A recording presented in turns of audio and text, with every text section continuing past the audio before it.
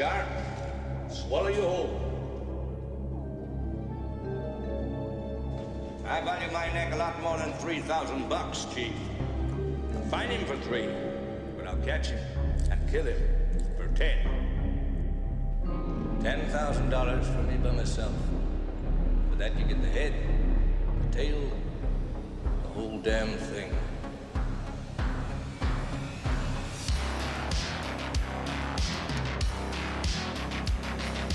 You yell shark, we've got a panic on our hands on the 4th of July.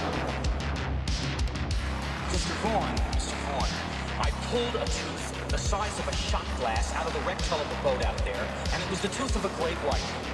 A what? You're gonna need a bigger boat. Love to prove that, wouldn't you?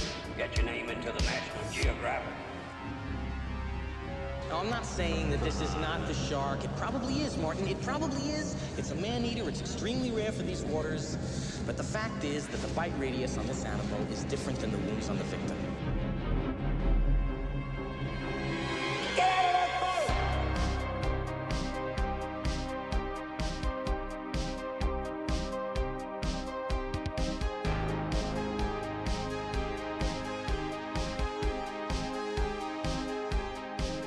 Well, this is not a boat accident.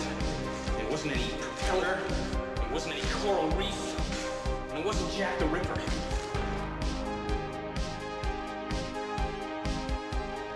It was a shark. I'll never put on a nice jacket again.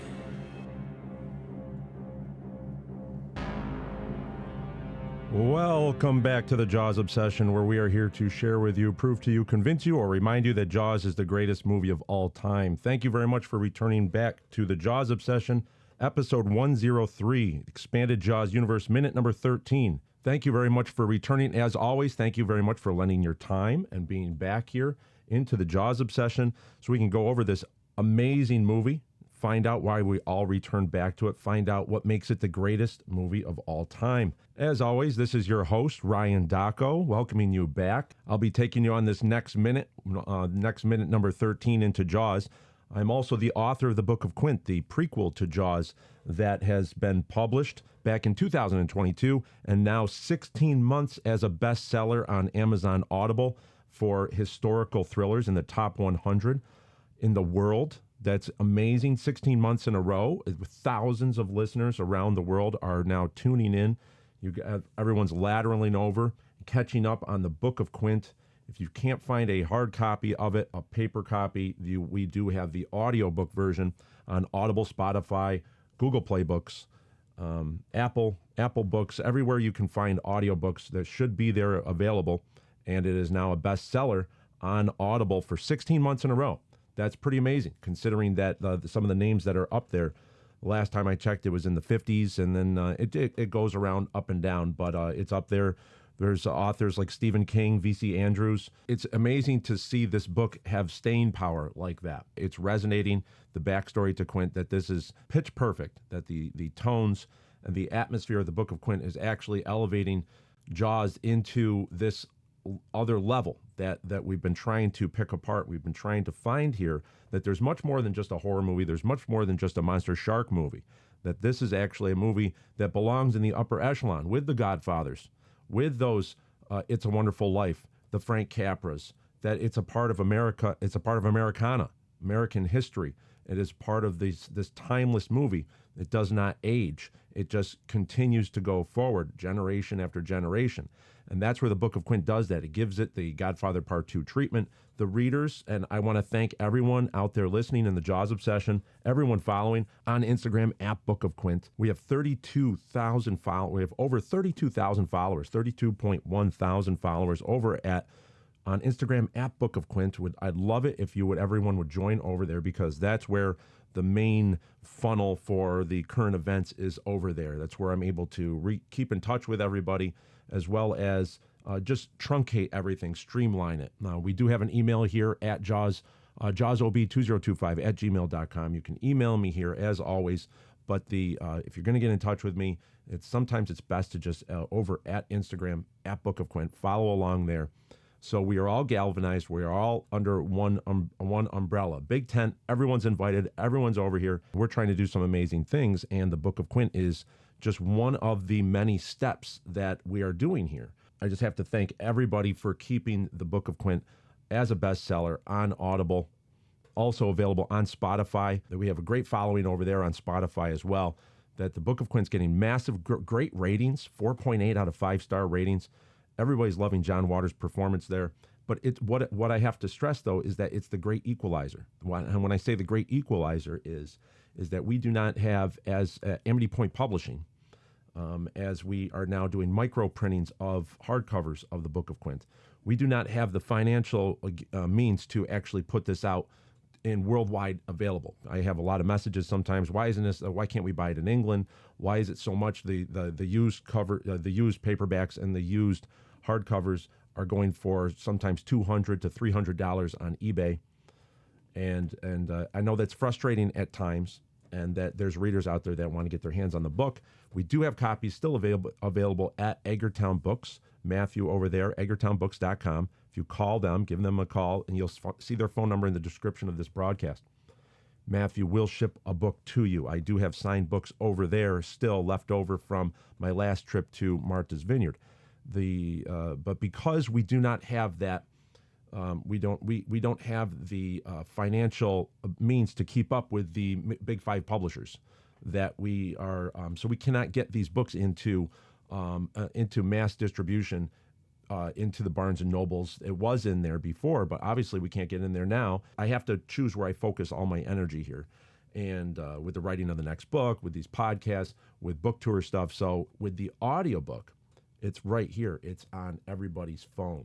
Everybody has access to a phone. Everybody has access to the story, the Book of Quint audiobook, 14 hours, 23 minutes. And that is the great equalizer. And so now you can actually see that the Book of Quint is up there with Stephen King, with Michael Crichton novels. It's hanging. It's hanging with the big boys. Why? Because we've removed those barriers of financial means, printers, logistics, shipping, all of those things that before would have kept a book in relative obscurity. Now we can break through that using the modern means of audiobooks and phones, and it's a wonderful thing to see that the Book of Quint in the top 100 in the world for 16 months in a row. Wow, how amazing is that? And that's what we're trying to show Amblin. We're trying to show Universal. We're trying to show the agents over at CAA, and we're trying to get appeal to the camp for Mr. Spielberg that the Book of Quint has the numbers. It has a following that is pretty substantial. We hope that we're going to be able to break through to them and show them that there is not only a fan following, but the Book of Quint is also a universal story that will resonate amongst generations. And it's very, very cool to see. And we have numbers to back it up. We have our data points, but we also have the passion. We have the passion of the fans, as we saw in Martha's Vineyard. We just got back from the book tour. It was great. We're back. The book tour 2026, we're sort of smack in the middle of it. Small book tour that we had, that we have an update on that. I'll get all to that at the end of the show. We have an update on the Jaws Explored documentary, which has now gone into pre-order status. It's now live, that you can actually order and get on board. You can become a producer if you'd like and get the certain packages for the Jaws Explored documentary that I will be involved with over with Creator VC, the production company behind Jaws Explored. And then what I will also be doing is that we're going to, at the end of the show, we'll have where we're going to be headed next, where we came from. We just came from Martha's Vineyard. We came from Pennsylvania. And then where we're going to be headed next, as well as we have a new event that's building. Something really big is coming that I'm going to be doing here in Syracuse, New York. It's the way I see it is, if you're going to do research, why can't we do research in public and get everybody involved and invite everybody to a theater so we can do some research together? And that's what we're going to be doing November 14th. Save the date. I'm going to get to that at the end of the show. But this is a busy calendar that we have, and it's extremely fortunate to be here. It's been a busy summer with my work, obviously working on keeping the lights on, part of the great team at National Grid up here in upstate New York as a high voltage lineman. And the linemen have been very taxed this summer. We've had a lot of fires. We've had a lot of windstorms, thunderstorms, a heat wave that caused massive outages, and it's just been very busy. So a lot of my work week sometimes can get into the 50 hours plus, and I just don't have the energy, and I don't want to record these, not give it my 100%.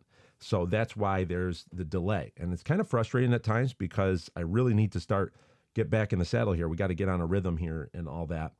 And it's just trying to find this once we get through this summer and we push through some of these speaking engagements, and then we'll be able to focus. And obviously with the writing of the next book as well, I'll be able to buckle down with that. But that's all going to be updated. Jaws Retcon 2027. That's our update at the end of the show. But right now, I want to get into this number 13.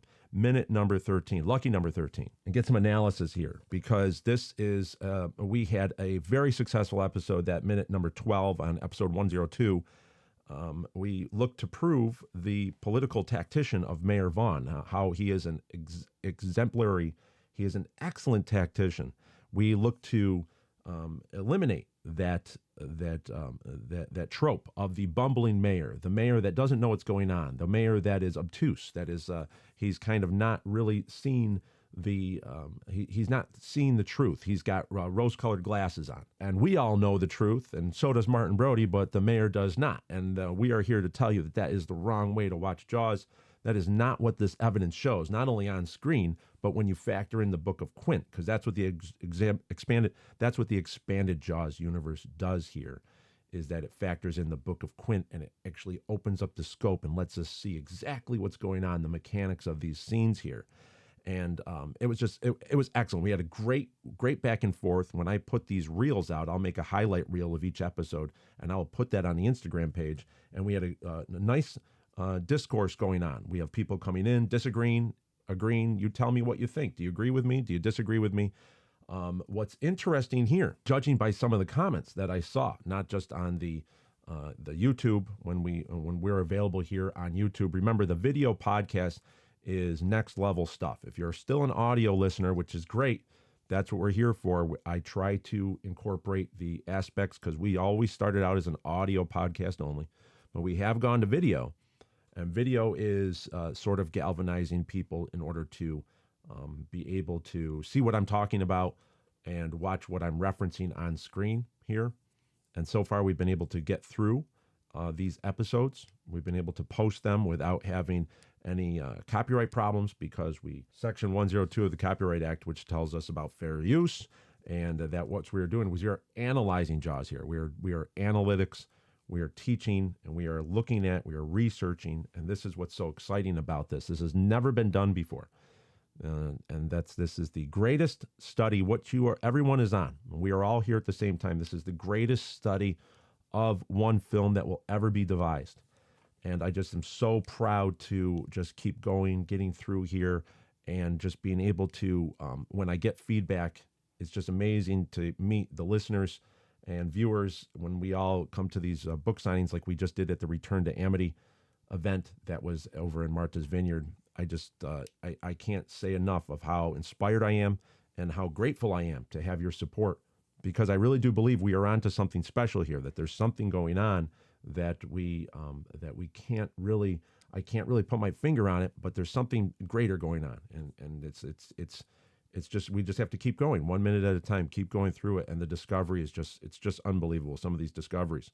But judging by some of the comment sections over on YouTube, Spotify, or at the Instagram at Book of Quint, judging by some of the comments there, not only was the mayor successful, at breaking down Martin Brody, but he effectively convinces many in the audience that he is 100% unaware of what a shark is, what a shark problem is. He's unaware of sharks off Amity. And many in the audience actually believe that the mayor thinks that a boat propeller killed another summer girl, that this is just what happened, that summer girls get killed by boat propellers. And it's just, that is why he is. So this is probably the greatest cinematic example of the term gaslighting. And other than the movie called Gaslight, which is where the term comes from, I want to go into this term because it was a term that's been volleyed around in the last few years, gaslighting. And I've heard that referenced many times, but no one ever actually talks about how it's used on screen. And this is actually one of the most amazing moments in Jaws, minute 12 into minute 13, because this is probably the best definition, the best example that we have ever seen in the cinema of political gaslighting. And that's what's happening. And it's so effective that the mayor not only works on Martin Brody, but it also works on the audience too. And that's where it's amazing here, because a lot of us have different interpretations about this scene. And it's because of the effectiveness of his gaslighting technique. So in order to get into this, we have to go into what exactly is gaslighting. What is the definition of gaslighting? So in medical news today, there's an article that is medically reviewed by Matthew Bullen, PhD, written by Jennifer Hewson. The name of the article is Examples and Signs of Gaslighting and How to Respond. So gaslighting is a form of psychological abuse where a person causes someone to question their sanity, memories, or perception of reality. People who experience gaslighting may feel confused, anxious, or unable to trust themselves. This is so interesting. People who experience gaslighting may feel confused, anxious, or unable to trust themselves. Kind of that sort of describes Martin Brody here, doesn't it?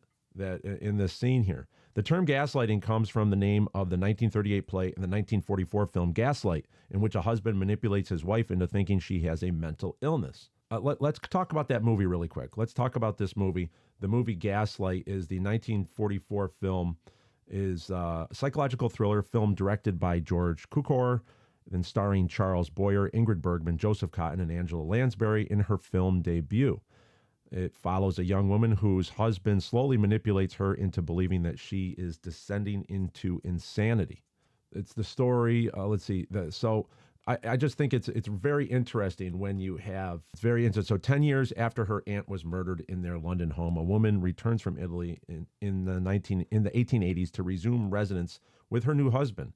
His obsessive interest in the house rises from a secret that may require driving his wife insane.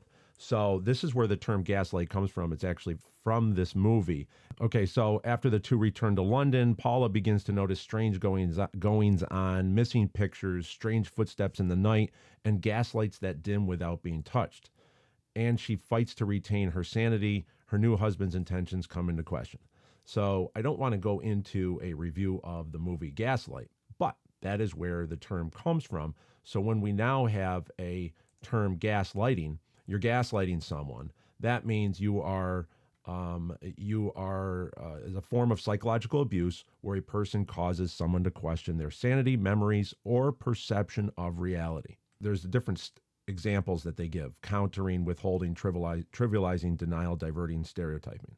What we have here is we have Mayor Vaughn actually shows three of these examples: countering, withholding, and denial. Okay, so countering.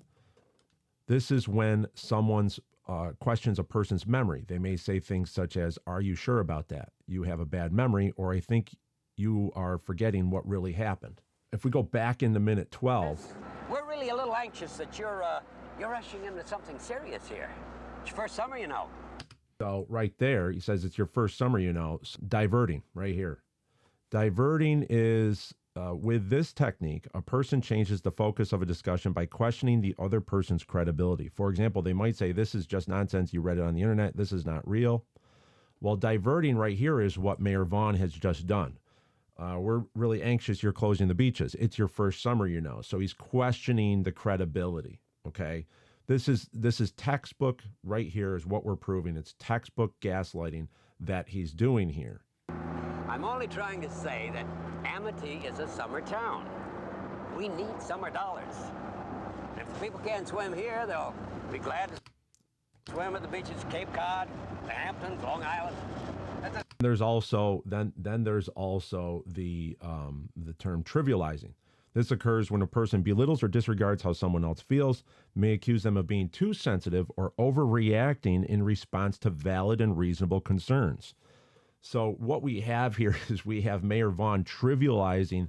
This is textbook examples of gaslighting. According to Medical News Today, he's trivializing Martin Brody's concerns.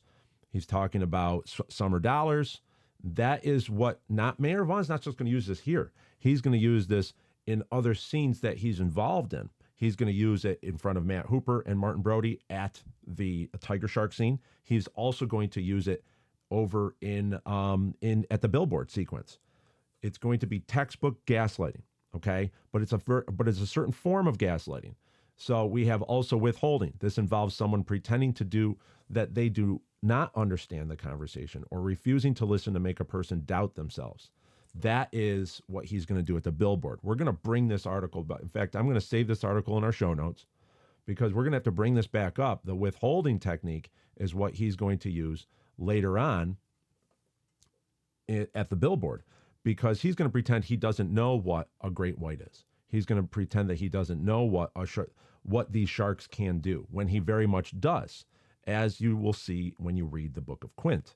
And that's why the Book of Quint is so important here, because when that's added in, then we actually can see the textbook definition that Mayor Vaughn is using, examples and signs of gaslighting, and how to respond to them, which Martin doesn't know, okay? Withholding. So, and then of course, there's the countering. They may say things like, are you sure about that? You have a bad memory, or I think you're forgetting what really happens. So we have a constant, Mayor Vaughn is constantly countering Martin Brody throughout minute number 12 here. And he's using it with with a triangle of, with Mayor Vaughn, with a representative of the media and representative of the medical industry. So there's a constant countering going on. We have to serve them up a smorgasbord. We never had that kind of trouble in these waters. Well, what else could have done that to that girl? Boat in the belly? Well, I think possibly, yes, a boating That's accident. not what you told me over the phone. I was wrong. She tires, fishing boat comes along. It's happened before. I don't think you appreciate All right. the garden. All right. So this is 12 minutes and 56 seconds into the movie here. And now we're going to go into the 13th minute. So we covered a lot of this in minute 12, but this is a continuation because I really want to drill down onto this gaslighting, because now we're going to get into political gaslighting. Because before, gaslighting was normally a term used in a domestic situation between in a marriage, between spouses, between husband and wife. But now what we're seeing is that term has now come into the political sphere. And that is what I want to point out here, is that political gaslighting is a real thing. And it's what we see Mayor Vaughn do here. A summer girl goes swimming, swims out a little far. She tires, fishing boat comes along. It's happened before. I don't think you appreciate the gut reaction people have to these things. Okay, very interesting stuff going on here, because a lot of the comments, some of the comments that I saw were people were saying, some of the comments I saw, people were saying, and that's all they're talking about. They're just talking about a girl that was killed before, and it's happened before. It's not that it's happened before, and it's like, no, that other people have gotten killed before, and they've cooked up this story. That's the way that that's the way that we interpret this when we factor in the Book of Quint. But what is happening here is that Mayor Vaughn, using Meadows and using Dr. Nevin, he's effectively gaslighting not just Martin Brody, but the audience as well. It's an amazing thing. And what I want to do here is I want to go over to Psychology Today, psychologytoday.com, an article by Vernita Perkins, PhD, and Leonard Jason, PhD. Gaslighting in politics causes more harm than many realize. Very amazing stuff here. So this was from October 31st, 2024. So it says gaslighting can occur beyond intimate relationships, impacting political environments as well. It can undermine confidence, causing people to question their own beliefs, values, and experiences. The effects can be particularly harmful when those carrying out gaslighting hold positions of power, like Mayor Vaughn. Yet, not surprisingly, there is currently limited research on this phenomenon outside of romantic and personal relationships, including the parent-child dynamic. Such abuse in politics can lead to significant and often lasting damage to societies, creating confusion and lowering confidence. Essential beliefs can be altered, like the idea of a fair world, making it difficult to challenge misleading narratives. The widespread manipulation can erode the public's ability to evaluate policies on critical issues, blurring the lines between genuine concern for citizens and misleading rhetoric. If we go down here, there was one part that I really wanted to focus and drill down here and say, staying objective is where they, it's really amazing because we can totally apply this to the scene here as we go forward. Staying objective is essential because gaslighting often targets our feelings. To counteract this, it is important for credible news organizations, dedicated public officials, and engaged citizens to collaborate in sharing accurate information, personal stories, and trustworthy resources. Staying objective is essential because gaslighting often targets our feelings, okay? Gaslighting often targets our feelings. What Mayor Vaughn is doing here, he is targeting the feelings of Martin Brody, the feelings of us, the viewers, okay? Right here in this line. You yell shark. We've got a panic on our hands on the 4th of July. That is, this is very, very, very important here. Let's go back and take this one line at a time. Summer girl goes swimming. Swims out a little far. She tires. Fishing boat comes along. It's happened before. I don't think you appreciate the gut reaction people have to these things. I don't think you appreciate the gut reaction people have to these things. So my question is this. How does he know how people react to this? How does Mayor Vaughn know how people react to these things? What are these things? And he's going to explain the word shark, right? Harry, I appreciate it. I'm just reacting to what I was told. Martin, it's all psychological. It's all psychological. Now, we had an episode way long ago. What was that episode? It was episode 38. It's all psychological. That was back in September 7th, 2022. If everyone goes back and listens to episode 38, that's what it's all psychological. That line right here sums up Mayor Vaughn very, very, in just one sentence. It's all psychological. That's exactly how he carries his entire administration, his entire time on Amity Island, as a selectman before being elected mayor, and as he's mayor. It's all psychological. He appeals to the feelings and the psyche of the inhabitants, of the citizens of Amity Island. And here he is running the psychological game on Martin Brody, as well as us, the audience. It's all psychological. He's telling us that don't believe your lying eyes. I want you to, you all know, you saw Chrissy get attacked by a shark. You know that if on multiple viewings of this movie that she's been bitten in half, that they have her torso in the medical examiner's office. You know there's a shark out there. Martin Brody knows there's a shark out there. He's seen it. The medical examiner said shark attack. He typed shark attack on a report. But here Mayor Vaughn's going, don't see that. It's nothing there. It's like the Jedi mind trick. It's like Obi-Wan waving his hand in front of the stormtrooper. Here we have Mayor Vaughn beating Obi-Wan to the punch. He's waving his hand in front of Martin Brody and in front of us going, it's all psychological. You yell shark and there's going to be a reaction. And that's why I'm not going to do that. And also, this could have been a boat propeller. He's basically making us believe that he thinks that, yeah, this could have been anything. This isn't really a shark. This never happened in these waters. You're supposed to combat this by staying objective. You have to remove emotion out of this and talk about just the facts. You know, the old Dragnet line, just the facts, ma'am. Take your emotion out of the equation and look at just the facts to find the most logical way to deal with this situation. Martin Brody is trying to do that. But here comes Mayor Vaughn with the triangle, with the political triangle of media representative, political leader, mayor, and then the member of the public, but also the a professional medical examiner. That's the three triangle. They're triangulating Martin Brody with this political gaslighting.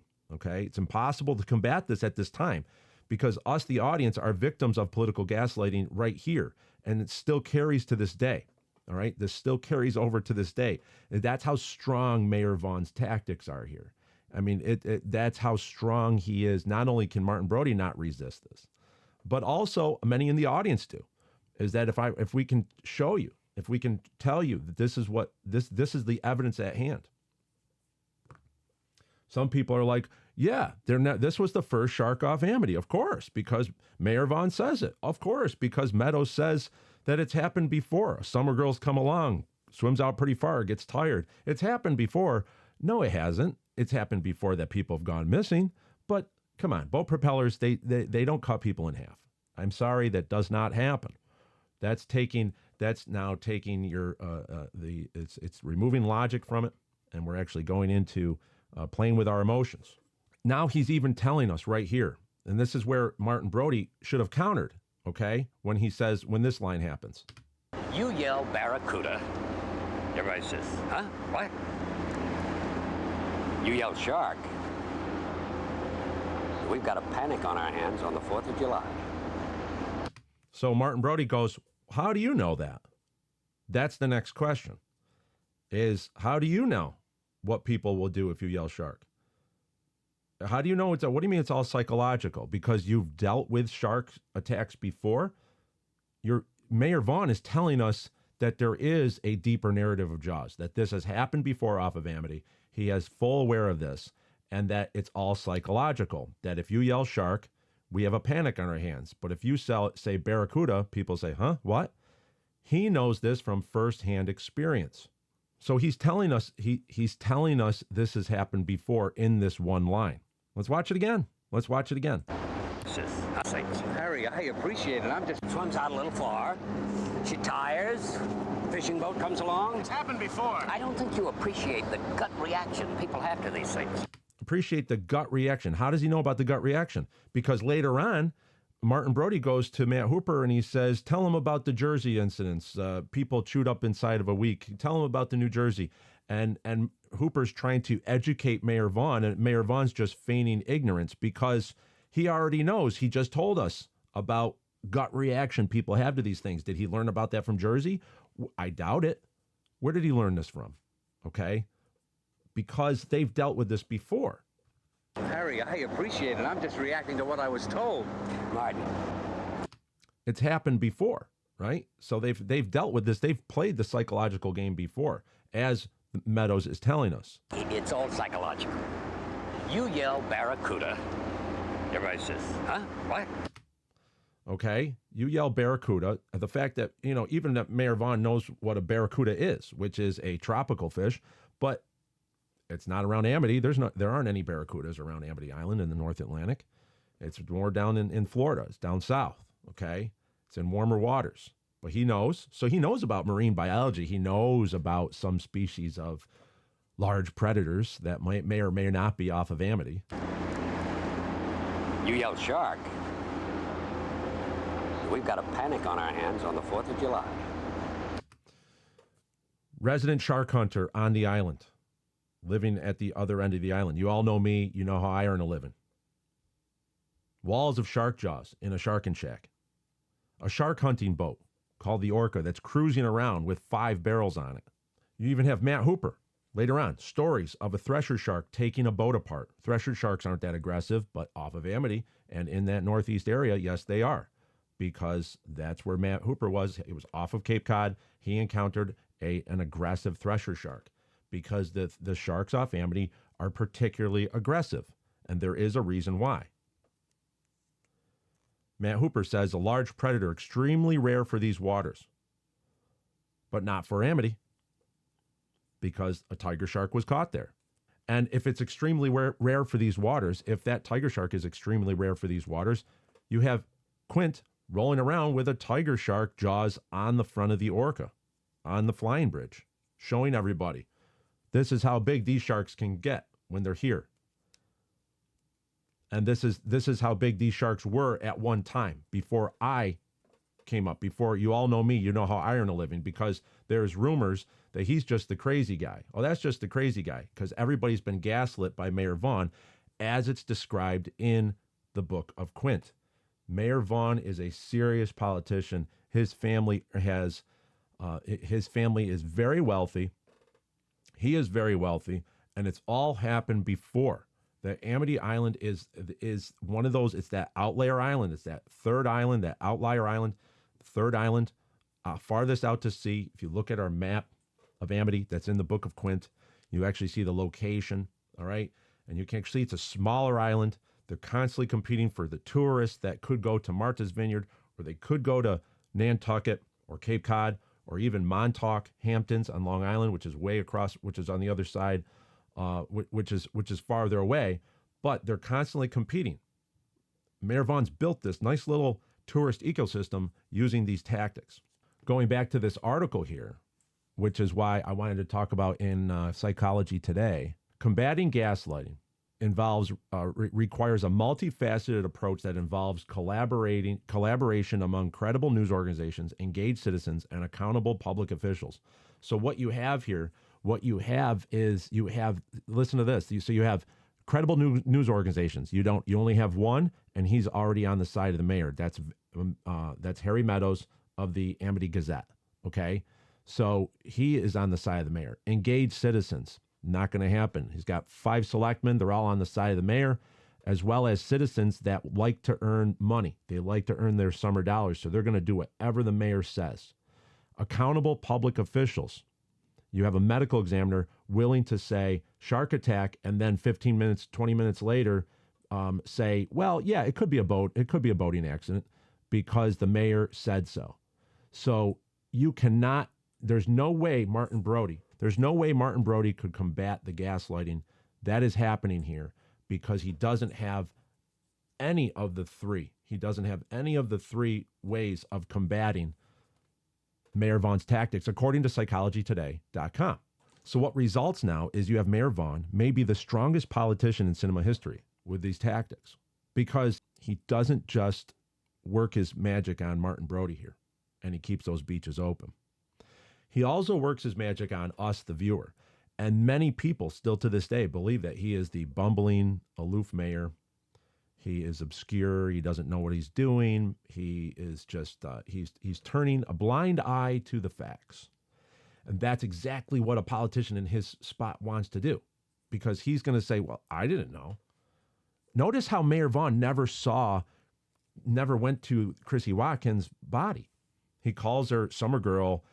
A Summer Girl goes, this happened. A Summer Girl swims out pretty far. He never calls her by her name. He never even sees the body. Why? Because that's what he does. He gives plausible deniability to his status. So he removes himself from the equation. So he doesn't want to see the body. Martin saw the body. The medical examiner saw the body.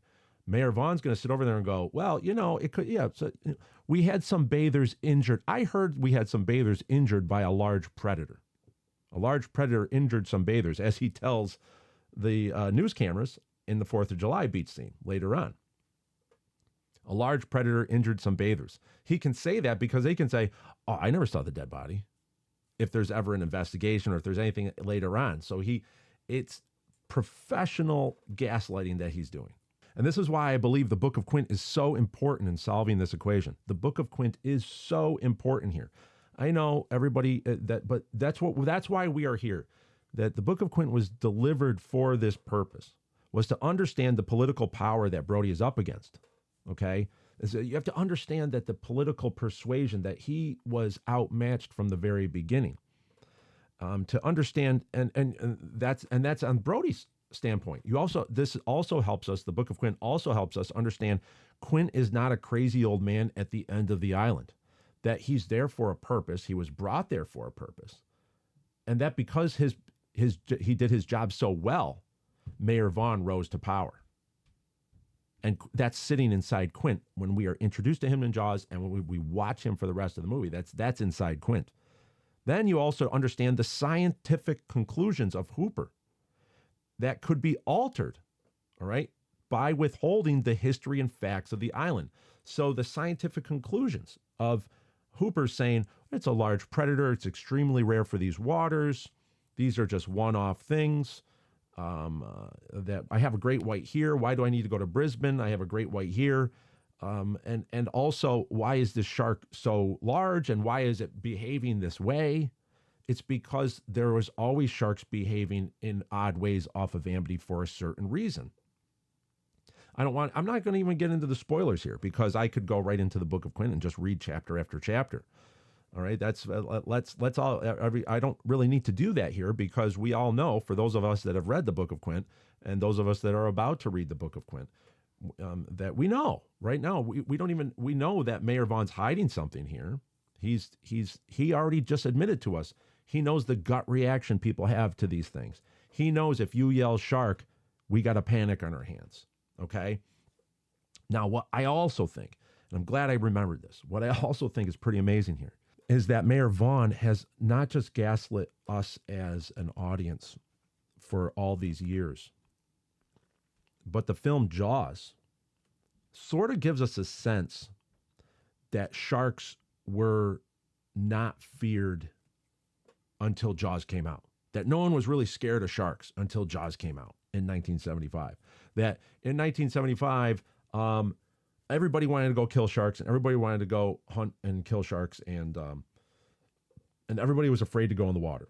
Yes, that is true for a very, very number of people. Scared us all about sharks and the music and everything like that. But if you go back, and we've done this before, I have an article coming out in a magazine that's going to be released by the Living Shark Museum, that the Book of Quint proceeds from the Book of Quint audiobook are now going to the Living Shark Museum, Westerly, Rhode Island, and Keith Cowley down there is now publishing a magazine using the proceeds of the Book of Quint audiobook and all the merchandising that we've had, the T-shirts that are for sale at his gift shop, the Book of Quint T-shirts, as well as the Cracked Bean Coffee, the Quint's Blend Coffee that is on sale. And they still have cans left over at the Cracked Bean Coffee Roastery. If you want to go on their website, you can order some Quint Blend Coffee. They make it fresh, pack it, seal it, send it off to you. But those proceeds go over to the Living Shark Museum. He's using that to publish a magazine about sharks, a quarterly magazine, and it's exciting to see. And he invited me to be one of the writers, a guest writer for one of the articles that it's in that magazine, and I did, and I wrote an article. And the article is called The Jaws Generation, and it's how Jaws changed the way sharks were seen after it came out, and how it affected the different generations. And what's interesting here is that before, sharks were, and what I write about is sharks were the villains in prior movies, going all the way back into the 30s and 40s. Movies like Tiger Shark with Edward G. Robinson very much showed sharks brutally attacking fishermen if they fell in the water, taking legs off. There's this Herman Melville writes about in Moby Dick about that the sharks, and they would drag people for punishment. They'd drag you behind the boat, and the sharks would get you. They were always hounding when around the whale hunt, when they were processing the whale hides on the whaling ships. There were the sharks always there. If you fell in, you were a goner. So sharks were always the demons of the deep, so to speak. And it's very interesting. It's very interesting that is all sort of lost over time. Largo and his tiger sharks in the pool, that when Sean Connery, James Bond, falls in Thunderball and he's fighting with the henchmen, Largo says, release the sharks, and the sharks come in, and James Bond stabs the henchman, and the sharks go in and attack that guy that's bleeding, and James Bond swims out to the other pool to safety. Okay, but the sharks what were sharks used as? They were used as these monsters that will come and kill you. So it's always been like that, even before Jaws. Okay, go watch Flipper. Everyone watch the show Flipper. Well, Faster Than Lightning, King of the Sea. I still watch it. I watched it the other day. It's on Amazon Prime, and I was just to get my head clear. I'll sit there and watch a few episodes of Flipper. It kind of puts me at ease. But even then, you watch when a shark comes around, the mood changes. Oh, here comes a shark's coming. What are they going to do? Oh, here comes Flipper to save the day, to pull the young boy to safety. So it was always like this. Jaws amplified it. Jaws turned it up to 11. For any of you Spinal Tap fans out there, turned that volume right up to 11 on dangers of sharks and be scared of sharks. So Jaws, yes, had a role to play in the villainy of sharks in society, but they were always villains leading up to this. But when you watch Mayor Vaughn here, you actually could almost say that, well, sharks never did stuff like this before Jaws. In Amity Island, the sharks don't do. We never had this problem in these waters. You know, and that's what's so interesting. But then he says people have a gut reaction to these things. You yell shark, you have a panic on our hands. So Jaws wasn't. Mayor Vaughn's actually telling us that Jaws is not the start of it all. Jaws is just the loudest movie to come along and do it. But that people always had that panic when it came to sharks, even before, for hundreds of years before. Okay, that's it's all psychological, and that's what Jaws does so well. Psychologically plays with us on our audio senses with John Williams' score, on our visual senses with Spielberg just giving us glimpses of fins rolling when Alex is being attacked. Just it plays on our senses, and it psychologically gets inside our heads so perfectly. It's all psychological. You yell barracuda, everybody says, huh? What? You yell shark, we've got a panic on our hands on the 4th of July. There it is. That's proof right there that something has happened off Amity before. Mayor Vaughn just told us, and that's where the Book of Quint steps in to fill us in with those details. And after you read the Book of Quint, this line makes so much more sense. That Mayor Vaughn is trying to bring Chief Brody into the fold. Yes, he's gaslighting him and trying to get his way here, but he's also trying to keep Chief Brody in the fold. Now, this scene goes on longer, and we're going to get to that because Martin Brody doesn't counter the narrative that are we going to keep the beaches open or closed. He's actually already succumbed to the pressure, the political gaslighting pressure that Mayor Vaughn has put on Martin Brody. But this scene extends a little bit more, and we're going to see that Mayor Vaughn actually likes Chief Brody and wants to keep him around, but in that capacity of being in the circle, but not being fully in the circle. Now let's get to that. Let's go how it plays out in the movie here. Okay, you can take us back now. Okay, so he says, okay, you can take us back now. This is at 13 minutes and 31 seconds into the movie, so we're halfway through the 13th minute. This is the Chappaquiddick Ferry. So this is from Chappaquiddick Island looking back towards Edgartown, but we're going to say this is Amity, right? We're in the Jaws universe right now. If you want to step outside of the Jaws universe, we'll just take that pause. We'll talk about the making of here. If you look in the back, we have the old Sculpin Gallery that you can see there in the back center frame. That is actually right here. This is actually the model building that Joe Alves used to reconstruct on the other side in Menemsha and for Quint's Shark and Shack. So so you see this really cool added tower that's on it. And if you look at it from the other side, that's where the front. So if you think about it, if you look here, this is what Quint's Shark and Shack looks like from the side and also from the back. And I write about that in the Book of Quint, that this is actually Herschel Salvatore's father's fishing shack. That's his area. And Quint and Herschel build this addition on it.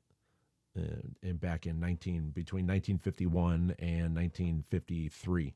This addition gets put on it, and that's where Quint lives in the upper floor. So if you look at that, it's really kind of neat. You can actually see that and visualize that structure is also what is on the other island, or at the other end of the island.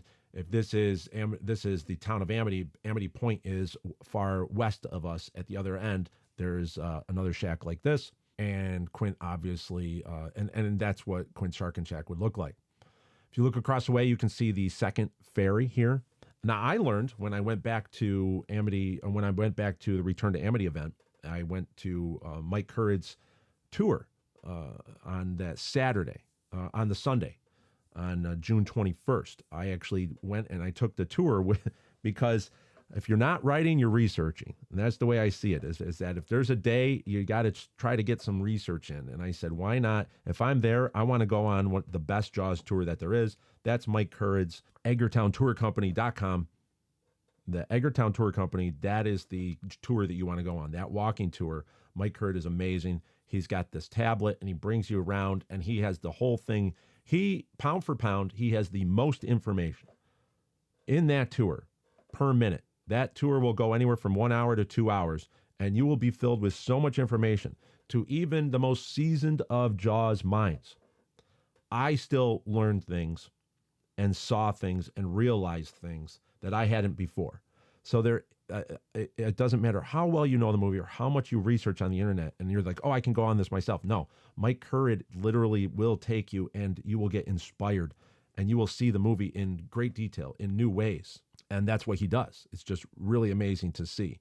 And so I went on that, and what I found out was that these old ferries, these were only 2-car ferries, okay? That they were enough that now they've gone to a larger size to a 3-car ferry.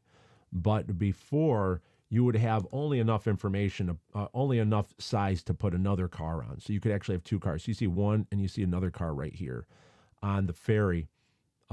Maybe if they were compact, you could probably fit 3 on, maybe. But these were 2-car ferries, and these were switched out. The newer versions they're longer, and they actually have a 3-car ferry limit, 3 cars to get on. So they take you over one at a time. So they just spend all day switching in and out. And so I feature these so I'm writing about these in the next book. So I really wanted to learn more about this. I also, if you really want to go into the making of Jaws, you can see way in the back here, you can see one of the Avis rental trucks that the crew used for camera equipment and all of that. And that's where all of that is back there. And so you can see the red Avis truck back there. You can see that many photos of the Jaws Memories from Martha's Vineyard by Matt Taylor are going to be there. You can see that, those rental trucks there that the crew used to get camera equipment to and from location and all that. But you're not supposed to see that. Let's not look at that. Okay, that's just in the Jaws universe. That's just someone that brought an Avis truck over and was delivering something. Maybe he was delivering. Finally, maybe that was the gentleman that was delivering the hardware, the lawn chairs and the beach balls and beach umbrellas for the hardware store, because the guy was saying my stuff hasn't arrived. And the 4th of July is going to be an explosion of tourists, and they won't have that stuff, and he wants his order fulfilled. So maybe that's the delivery truck. See, so that's how we have to look at things as a Jaws community. We have to look at these little things as not just the making of. We have to go and separate that and go into the Jaws universe and say, okay, what is that doing there? What is that? What is actually happening here? So great little view here of Amity Harbor, okay? And this is the Amity Harbor Ferry. So I love how they put Amity on these ferry barges itself. They put signs for Amity. And then this is what I always loved about Jaws, is the rustic framing. Look at what Spielberg did. He took this, the H-frames here with the counterweights that raise and lower the platform so the cars can drive in and off on the ferry. Just years of saltwater abuse, dripping with rust, paint peeling off. Here's the wooden pylons, the planking that you can see in full view. I love that. I love how that's framed here, and it really does a great job at showing that we are on something. We are on an island that is not state of the art, almost lost in time, almost trapped in its own time frame. That's what I really want to show people with Amity Island. Is unlike a Martha's Vineyard. It's unlike a Nantucket, because it is so small and so far out to sea, it sometimes gets trapped in its own time, its own timeline. So time kind of stands still on Amity Island, while the mainland, things go on, highways get built, new cars are made, and yet on Amity Island, things get old and they age and they just get repaired. They don't get replaced. Why Mayor Vaughn's shiny new 1974 Cadillac is so foreign to Amity Island is because it is something that stands out. It's new. It's an attraction in itself. It really is a representative of Mayor Vaughn and what he's trying to bring to this island, or keep on this island, or maybe keep from happening on this island, because he doesn't want a lot of modern day amenities to come in, because he likes everybody kind of locked away, because that's how he keeps control and power. It's very amazing. In one frame, you can look at all of this and you can just let your mind go. And you can just watch Jaws in this way of seeing things that are just developing. It's just an amazing way to look at this film. So that's how it ends here. All right. We don't want to cut too quickly. We're going to go back. We've got a panic on our hands on the 4th of July. Okay, you can take us back now. So he says, okay, you can take us back now. Now, also in the back here, you can see the box of sign material, the box that Brody handed to Deputy Hendricks, that it's still in Mayor Vaughn's Cadillac. So that's where all the sign material is. It's in the window. You can see it. And so we know those signs are never going to get made. They're not going to get made at this point in time, that they're going to be kept on hold, that idea. The beaches are going to stay open. And I love that little detail of the sign, the box of sign paint and paintbrushes and all that right there in Mayor Vaughn's Cadillac. That's a neat little detail, but let's get back to what the mayor, when he was talking to Martin Brody, there's an extended sequence here. So I find this very interesting. This is always very interesting stuff here. So we have this extra scene here that I'm going to try to make as large as possible. Okay. But also what we're going to do is we're going to listen. I'm going to try to take this, because if you listen to it, you're going to listen to the Mayor Vaughn, and there's a couple of things that are going to wrap up here. Martin Brody says it's not really about closing the beaches. Martin Brody's saying, almost questioning why he has no authority into this equation. Okay, you can take us back now.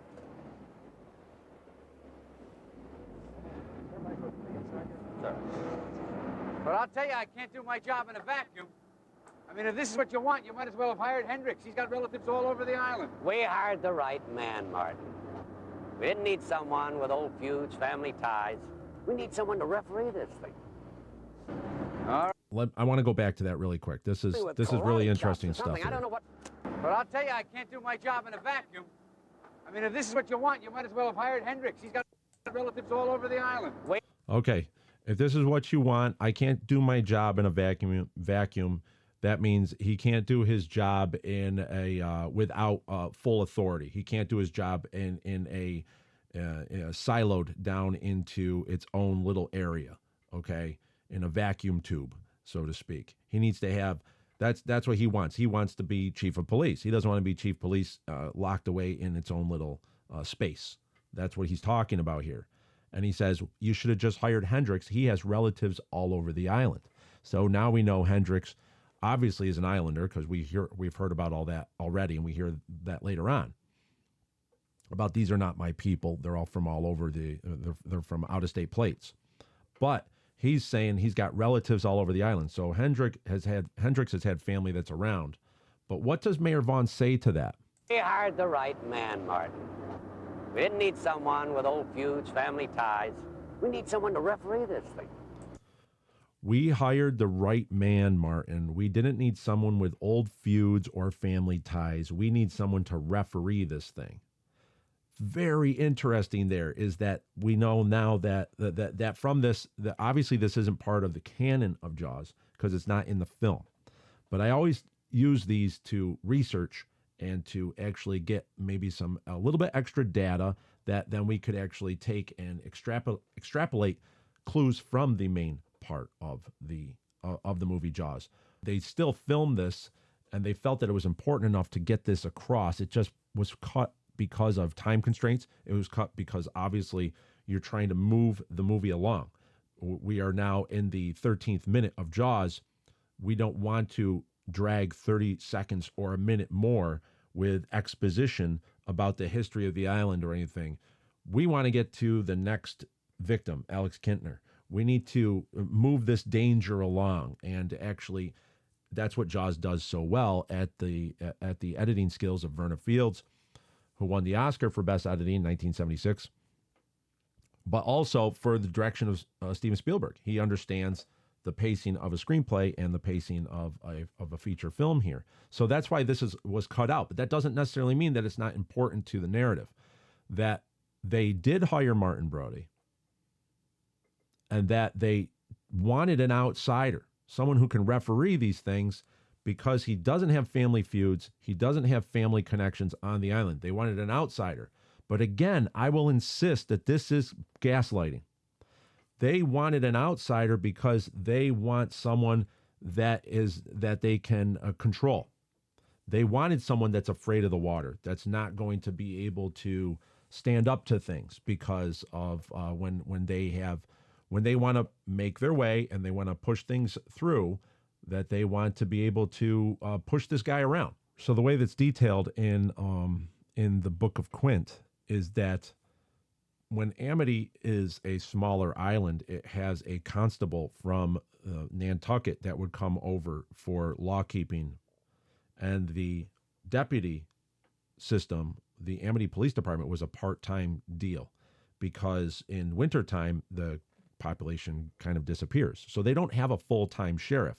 They would have part-time deputy, which was Hendricks and anybody, and maybe any summertime deputies that would come on.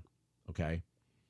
But the constable would come over at all times, and he would be the guy, the sheriff from the chief of police from Nantucket would come over. But now that Amity wants to get up a little bit higher in stature and get a little bit more state funding, then what happens is the state comes down and says, well, if you have higher population or if you want state funding, if you want to do these certain projects, you need a full-time sheriff. So that's why the chief of police was created, hired by the 5 selectmen, and he will be a politically appointed. He will be not appointed. He will be elected here on out.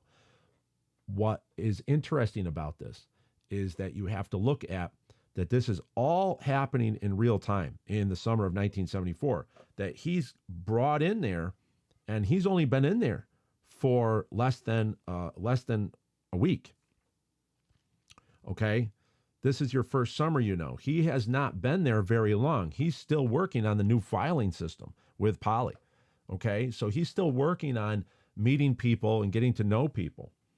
But the thing is that they brought him so close because they are so used to working on this island without a chief of police. They are so used to working on this island, and it's just the 5 selectmen. They were the jury.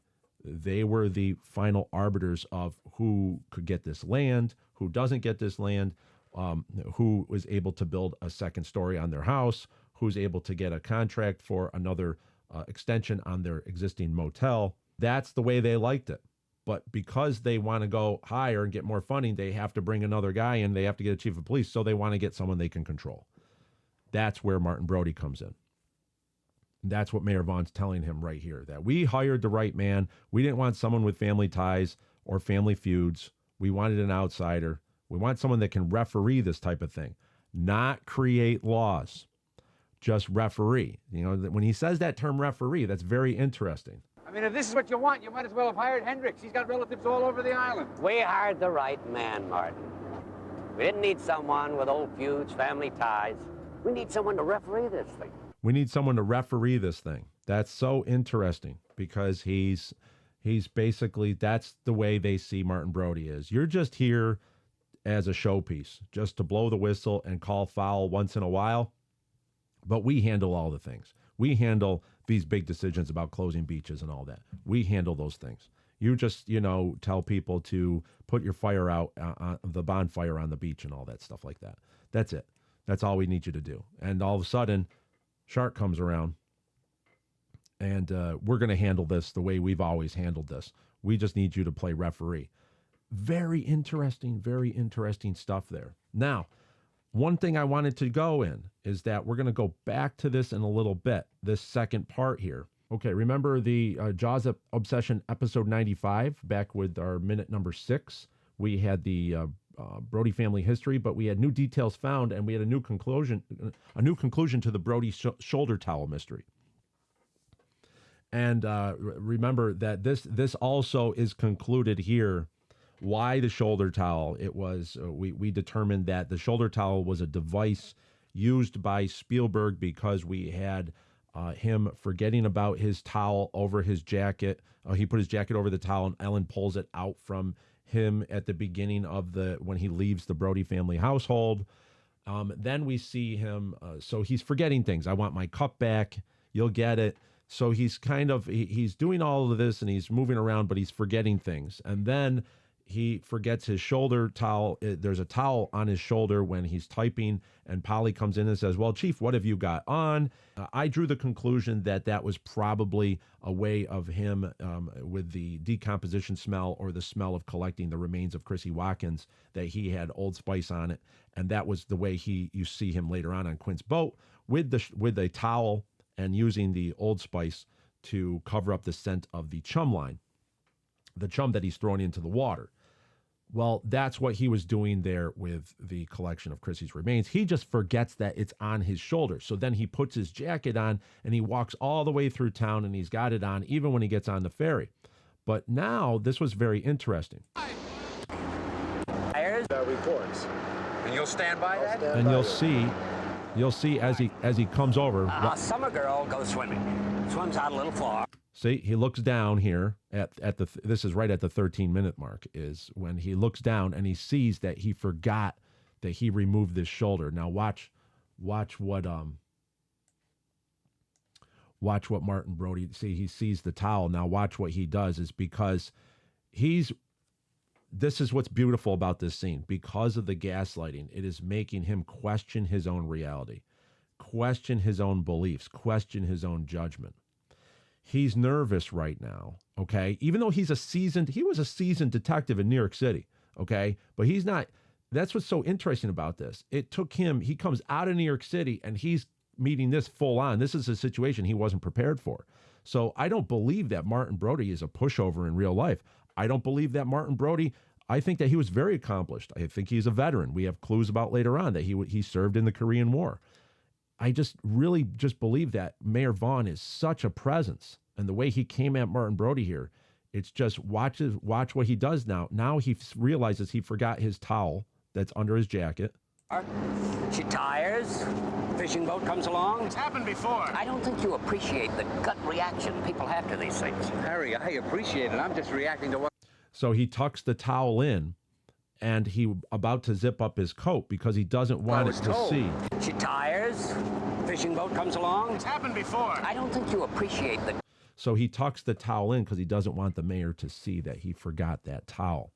So it's almost saying that it's interesting because it's almost that there's a sense of Ellen watching, wasn't there to look out for him as well, because Ellen took the towel out of his jacket earlier and that she wasn't there as well. So there's a sense that he's out of his element, that Ellen isn't watching out for him on the little things, because Martin Brody is very stressed out and he handles big events, that his wife is there for that support structure. And he doesn't have support in this scene. He has no support. Hendricks off to the side doing nothing, just sitting out there going, hey, whatever they say. You know, this is the mayor, whatever he says. No support. The medical examiner just walks away saying, I'm going to do whatever they say, and I don't want to be a part of this conversation anymore. So it's very interesting. He has no support, so he tucks the towel in. Gut reaction people have to these things. Harry, I appreciate it. I'm just reacting to what I was told. Now, if we go back to the outtakes here, watch what happens here. This was supposed to be this was supposed to have almost a bookend. The towel of Brody's, a sign of his forgetfulness, was supposed to have a bookend here on the outtakes. All right. Now, let me tell you about some of the vandalism that's been going on this island. You know the white picket fence around my office? All right, do you see what the mayor just did there? Should I blow this up? Let's see if I can blow this up even more here. We're going to, let's see how far we can get this thing, how big. Watch what the mayor does here. White picket fence around my office. Well, guys, we need someone to referee this thing. Now, let me tell you right about there. some of the He reaches in vandalism Martin's that's been jacket and he going on pulls this out the island. orange You towel. know the white picket fence around my office? See that? Well, let me tell you about some of the vandalism that's been going on this island. You know the white picket fence around my office? So the mayor reaches into Martin's jacket and he pulls the orange towel out and he's waving it around right now while he's saying this. Well, apparently these old cockers are coming with karate chops or something. I don't know what. Martin, kids are breaking my whole fence. Is this your... Martin. So now the mayor's walking over and he hands the towel back to Martin Brody. why would Mayor Vaughn pull that towel out? Doing the thing where he corrects, he's going, oh, you have something here, and he pulls it out? Or was he looking to, I don't know why he would have done that. Or was he kind of pointing out, hey, you forgot there's a towel on your shoulder here inside your jacket? Almost like he's diverting. Remember one of our gaslighting tactics. He's diverting Martin away from what's important, which is Chrissy Watkins with a bite radius, bitten in half, clearly attacked by a large predator, is in the morgue, is in the medical examiner's office in a bin. Okay. But hey, I'm going to talk about picket fences, and I'm going to pull this towel out of your jacket, and I'm going to just divert your attention even more. All right. Now, let me tell you about some of the vandalism that's been going on this island. You know the white picket fence around my office? And then Martin is very embarrassed, so he's leaning up against the Cadillac. Or something. I don't know what. Martin, kids are breaking my whole fence. Is this your... Martin.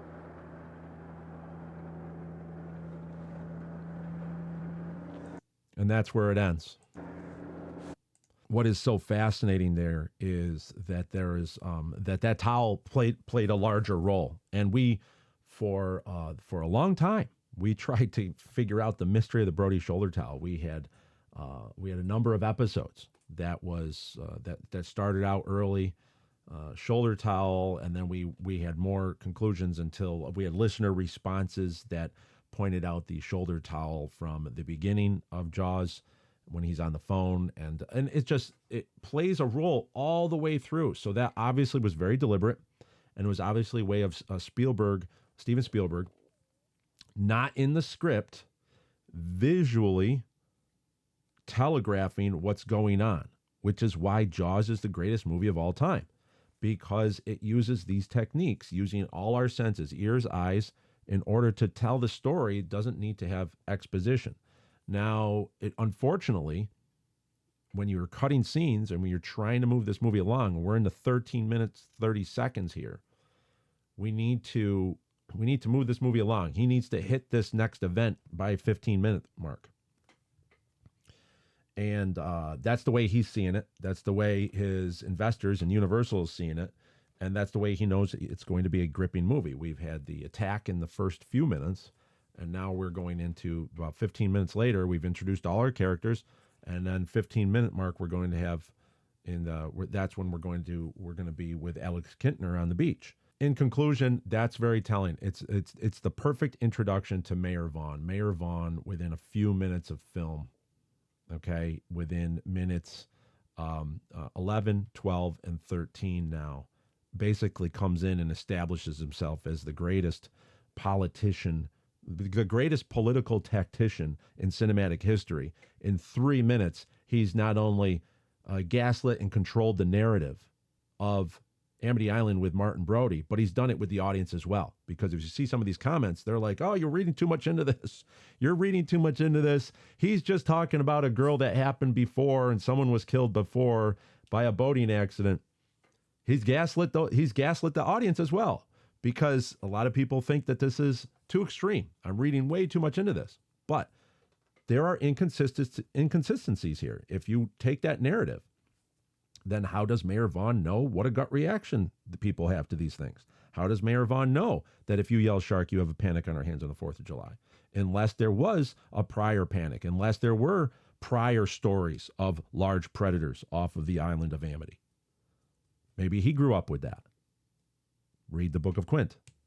Awesome. Awesome stuff. Awesome stuff. And we're only halfway through. We're already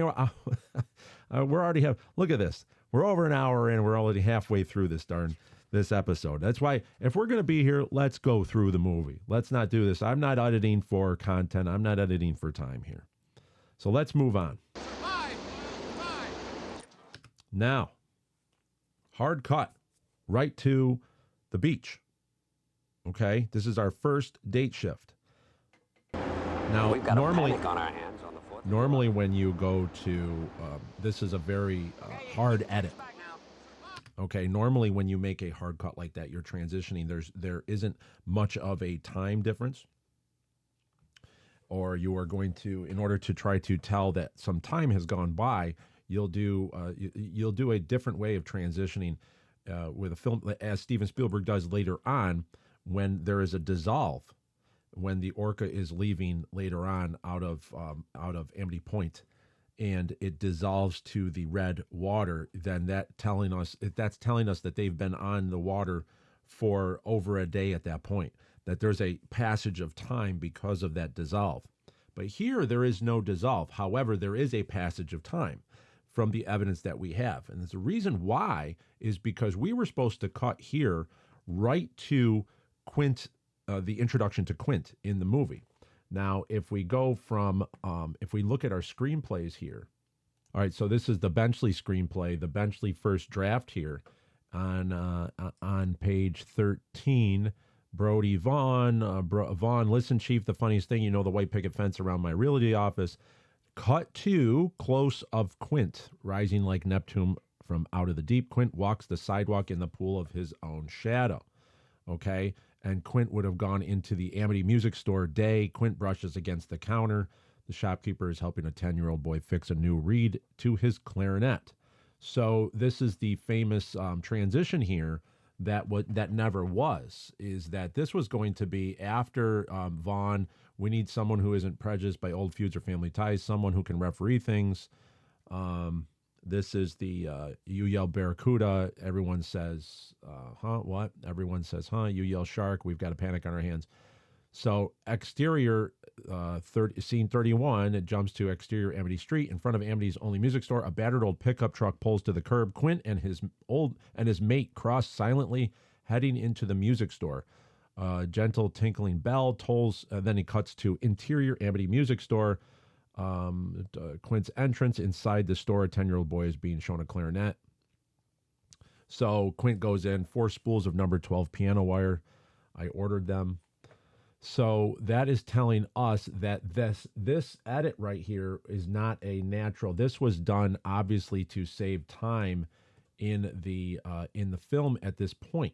So this wasn't an edit that was planned by Steven Spielberg.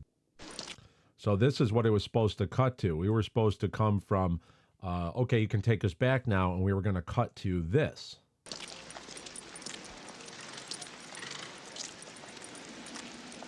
There is Quint and Herschel walking in, and if anyone goes to look up the Quint and Herschel walking, and then they go into the music store, which is the deleted scene.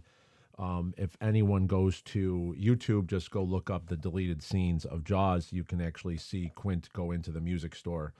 I don't want to get too far lost into that at this point, because we need to, I want to focus on this minute of Jaws here. And I want to focus on that minute of Jaws here. But I just think that's very interesting, is that there was supposed to be more to this Friday of June 27th, 1974, that he was going to go into the Amity music store and you're going to be introduced to Quint. That was our introduction. Because of the decision to keep the movie rolling at this point, but also it's a better introduction to have Quint introduced at the town hall and with the nails down the chalkboard scene. So that was a decision obviously made after filming. So because of that Steven Spielberg didn't have it all blocked out to have a dissolve or a transition to show a passage of time. So it's kind of hard for us. So when you're watching Jaws and the way the events go, one could almost assume that we cut to, is this later in the day? Is this the same day? Is this tomorrow? And that's where the confusion kind of rolls in, is that we know, obviously we were supposed, so since we didn't go to Quint, we do not have some sort of a more cinematic transition here. And it's probably one of the harder edits that Verna Fields has in Jaws, that doesn't feel flowing, and it doesn't really tell the passage of time, because this is where they truncated the movie for runtime. And that if you're going to take out if you're going to trim any extra scenes on the cutting room floor, it was going to be that scene. And that's where that was going to be, is that the introduction of Quint and Herschel in the Amity music store, If you and that deleted scene with Paul Goulart, Paul Goulart, I think that's what his name is, playing the clarinet, and Quint kind of hamming up the Ode to Joy behind the kid. Spielberg really liked that scene because Spielberg was a clarinet player himself. So it's great. Also, it passes the information off that Quint is buying the piano wire because that's what he hunts sharks with, and big game fish, right? And what's interesting is why does he need piano wire? I thought we don't have any trouble in that water. I don't think there is any, is he always on the lookout for sharks? Or did he hear about something from somewhere that there was a girl that was found and he's like, oh, one of them came back, I better go get my piano wire. I just think that's all interesting, that there's stuff going on in the background in the Jaws universe that we are not privy to, as we cut right to Sunday, June 29th, 1974. Because clearly we are at Sunday, June 29th, 1974. Why? Because later on in the town hall, you are going to see the reward poster that Mrs. Kintner puts up on the wall that states the time and the date of when Alex Kintner was killed. Sunday, June 29th, Sunday, June 29th. So we need to update our Jaws expanded universe timeline here. And so this is our first major shift, okay? What we also need to show is, let's bring that back up here. Let's not hold anything back. Let's go right to our, okay, so we are on, this is the official movie calendar brought by from the Jaws Obsession that we've been working on for this entire series. Also sponsored by Quint's Shark and Shack, John Tedder's page over at Etsy.com, Quint's Shark and Shack, where he has his Jaws memorabilia that he makes. And if you go to, if we have been operating for the first 13 minutes and 30 seconds of Jaws has been all on this Friday, June 27th, 1974. Okay, this is June. Now we're going to go right to Sunday, Alex Kintner attack, June 29th, 1974. We're going to skip over Saturday. It's very important. We skip over Saturday in Jaws. How do we know this? Really quick, how do we recapture this? How is this proved? Well, we've proven that the 27th was on a Friday just by noticing Amity, that Polly comes to work, she's a public servant, that Mayor Vaughn is at work, the selectmen are there at Mayor Vaughn's office, and that Polly is a public servant. She's working on Friday. Normally, everybody is open Monday through Friday. Vaughn's Realty is open. His secretary is at work on Friday. That it can't be a Saturday, okay? It just can't, because it doesn't seem like a Saturday. Saturday, you wouldn't have public officials there working. So that's why we're talking on the Friday. Okay. Another one is later on, and later on is we have, and I know I may repeat myself. I've said this in many episodes in the past, but we never know who's watching this for the first time. And I've seen in a lot of comments, people will say, well, what about this and what about that? Because they quite haven't caught up to the 103 episodes. They might have started at episode 90, which is what I'm urging people to do. If you're going to start watching the Jaws Obsession, just fire right into minute 0, which was our first of the expanded Jaws universe analytic shows, and then you can catch up on your own time with the other things, because it's quite extensive. Of what we're doing here is trying to get these minutes done. So some people have not seen episodes or listened to episodes of the past, but in episodes in the past we've talked about, and we're going to talk about this later on, is when Hooper arrives on July 2nd. The Chrissy autopsy, that's when the confrontation between Mrs. Kintner and Brody happened. Okay, now that is what's very interesting, is that when that happens, okay, she says something that's very telling. She says, "I just found out a girl was killed here last week." Okay, she doesn't say a girl was killed the day before my son was. She doesn't say a girl was killed this weekend or the same weekend that my son was killed. She says a girl was killed here last week. So by being on a Friday and having this separation, it's more plausible that that's how she would react. Because if she said a girl was killed here the day before my son was killed, right? She would bring that up. And that would have been if that was a Saturday, which it's not, okay? And it's just very, very interesting. It's also not the same day, okay? I don't think many people believe that's the same day that we're all dealing with Sunday, June 29th, or June 29th, because there's no way there'll be that much activity on that Sunday, okay? And also, I don't think Martin Brody would go right from collecting a dead body right to the beach, okay? I don't even think he would do that the day after. That's why it's more apt that Brody has the day off. It's his Sunday, and we are now 24 hours. We're now over 48 hours removed from the Chrissy attack, okay? It matches up. It feels right. The Great White has not has been cruising around, and now it's going to come back into the area, okay? Because of it doesn't need to feed every day. That's kind of a misnomer. I've understood is that if you're going into the scientific world, that sharks don't eat constantly. That there's a layover period that they fill up and then they don't have to have food for a while. So we're 48 hours. It sounds right. So what we have effectively done is we've jumped over this Saturday, June 28th, and we've gone to June 29th. So we've gone from Friday to Sunday via on-screen evidence and via the way people just talk about the events of girl got killed here last week. And also Martin Brody, I don't think he would be at the beach with his family the following day. It just seems right that there's a day over, so maybe Martin is actually questioning, maybe I was wrong. Look, nothing happened on Saturday. So now I'm on Sunday, and now I'm going to say, yeah, Ellen, go ahead. Let the kids go in the water. Nothing's going to happen, okay? So with that, we need to go to the Jaws Expanding Universe timeline that we're keeping here, because this is all research into the next book, okay? This is research, very important. It's all going to make sense later on. That we were at 11:45 a.m. Friday, June 27th, 1974. Now we've gone to Sunday, June 29th, 1974, about 12:23 p.m. Why am I going to say 12:23 p.m.? Well, we'll get into that. Okay, we're going to get into the time frame here. Well, let's tackle that right now. Why? Well, we're going to tackle that a little bit more, the 12:23 p.m. in the next minute. Okay, because there's more to this scene than we realize.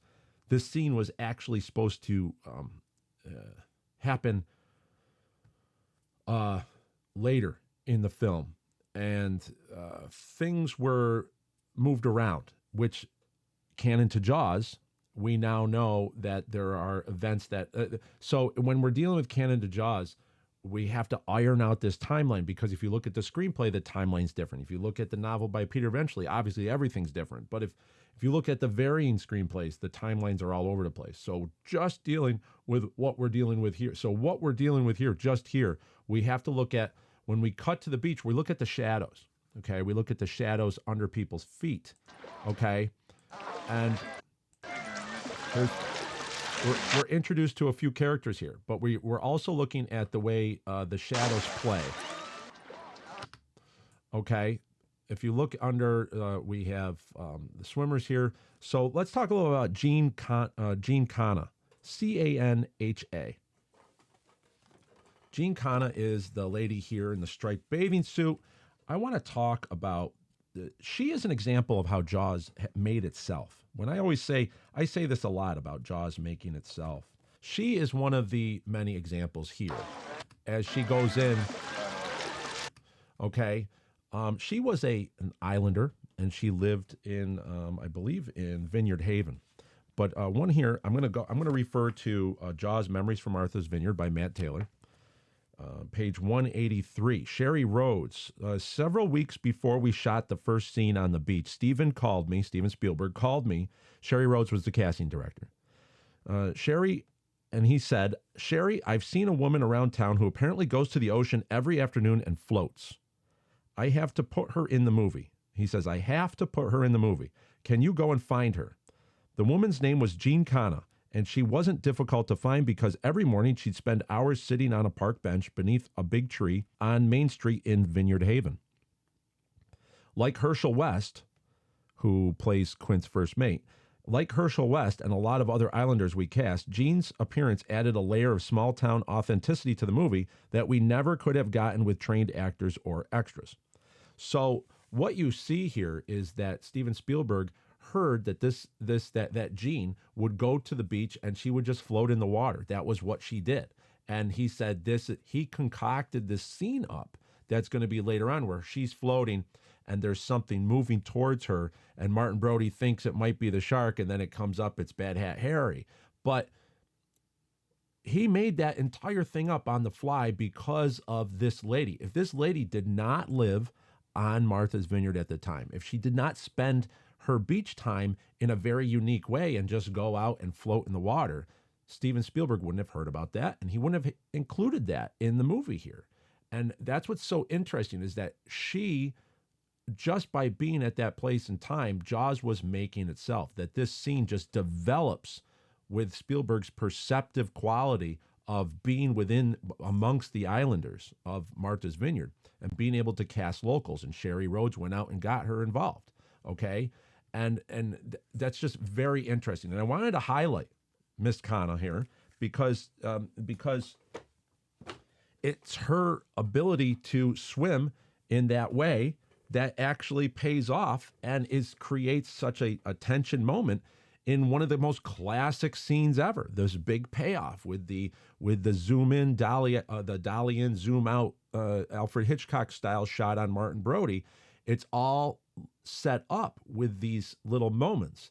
And it was her that I believe it was her that played a part in Spielberg blocking this whole thing out and how he could get Martin Brody's perception of what's happening in the water, how he could make unique things happen and build that up. She played a great role in this. So highlight to Miss Canha. We have never talked about her on the Jaws Obsession, but welcome to the Jaws Obsession. And I believe I don't know if she's with us anymore. I haven't heard about, let's see here. Let's check that out.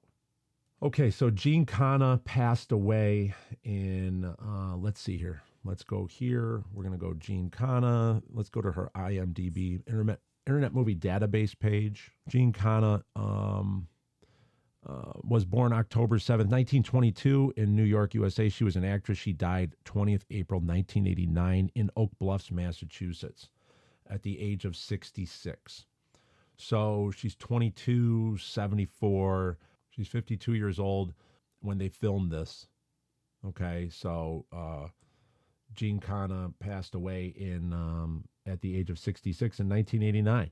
Okay, she passed away at the age of 66 in 1989. That's her only screen credit. So there we have it. There we have a little bit of history right there.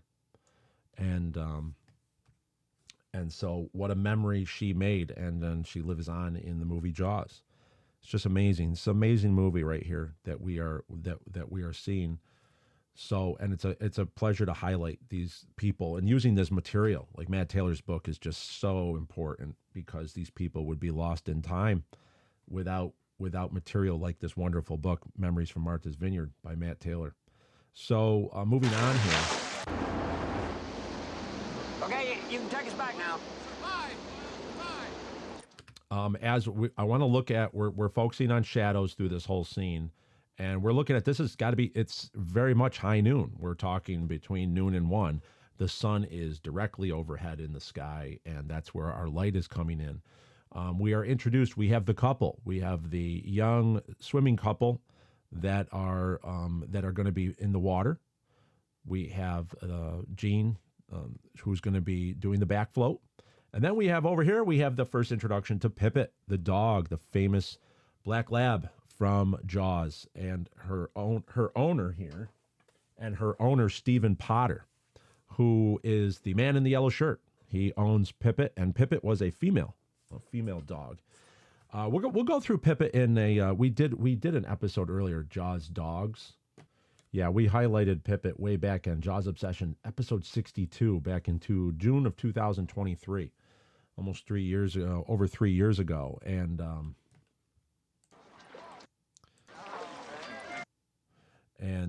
famous dog, famous screen dog, movie history. and one of the many dogs that are featured in Jaws. So if you want to go learn more about Pippet, please go to episode 62. We're going to talk about her a little bit more and maybe some stories in the next few minutes, because Pippet plays an interesting role here. Remember the shadows. So we're looking at a little bit of a high noon action going on. So we have about a high noon action going on with the light. As the light is coming down, we see the light is almost to the top overhead. So we're going to look at noon, between noon and 1, and I'm going to peg this at 12:23 p.m. Sunday, June 29th, 1974 at 12:23 p.m. is really what we're looking at, okay? We're looking at the shadows under people, okay? That this is it's realistic time frame if we look at the sun. And that's going to tell us that that the Brodys were actually on the beach, and they had a party scheduled to be at noon to 12 o'clock. Michael's early birthday party was going to be at noon. We're going to get more into that on the next minute, in the 14th minute, but just trust me, that's what's going on here. And we're going to open up to 12:23 p.m. We also know this because we're going to talk about this. That time is very important, but we're also going to talk about how long Alex Kintner was in the water, and that's all coming up now. So it's all these little clues lead to bigger conclusions. So 12:23 p.m., very important. It's important to keep that note so we can pinpoint the exact time. We know the date, but now we can pinpoint the time that Alex Kintner was killed, okay? So because now we can start the clock here, because we're actually dealing with real time. There aren't any very many cuts here. So 13:34 seconds, we now are introduced to Alex Kintner, played by Jeffrey Voorhees.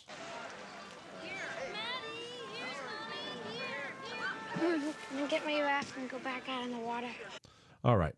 Before we get into that, let's see here. You know, that's interesting. It says here on the Jaws wiki for jaws.fandom.com, it says here that the Alex, because we know his middle initial is Alex M. Kintner on the sign that's in the town hall later on. And right here it says Alexander Maxwell Kintner. So his middle name is Maxwell. I did not know that. I'm just learning that now. But I'm also suspect on where did we get this information from. And we're probably just going to have to go right to Jeff Voorhees. And I'm going to have to go through my contacts. And I'm going to get back to you on this. I'm going to make a sticky about this right now. All right. Alex M.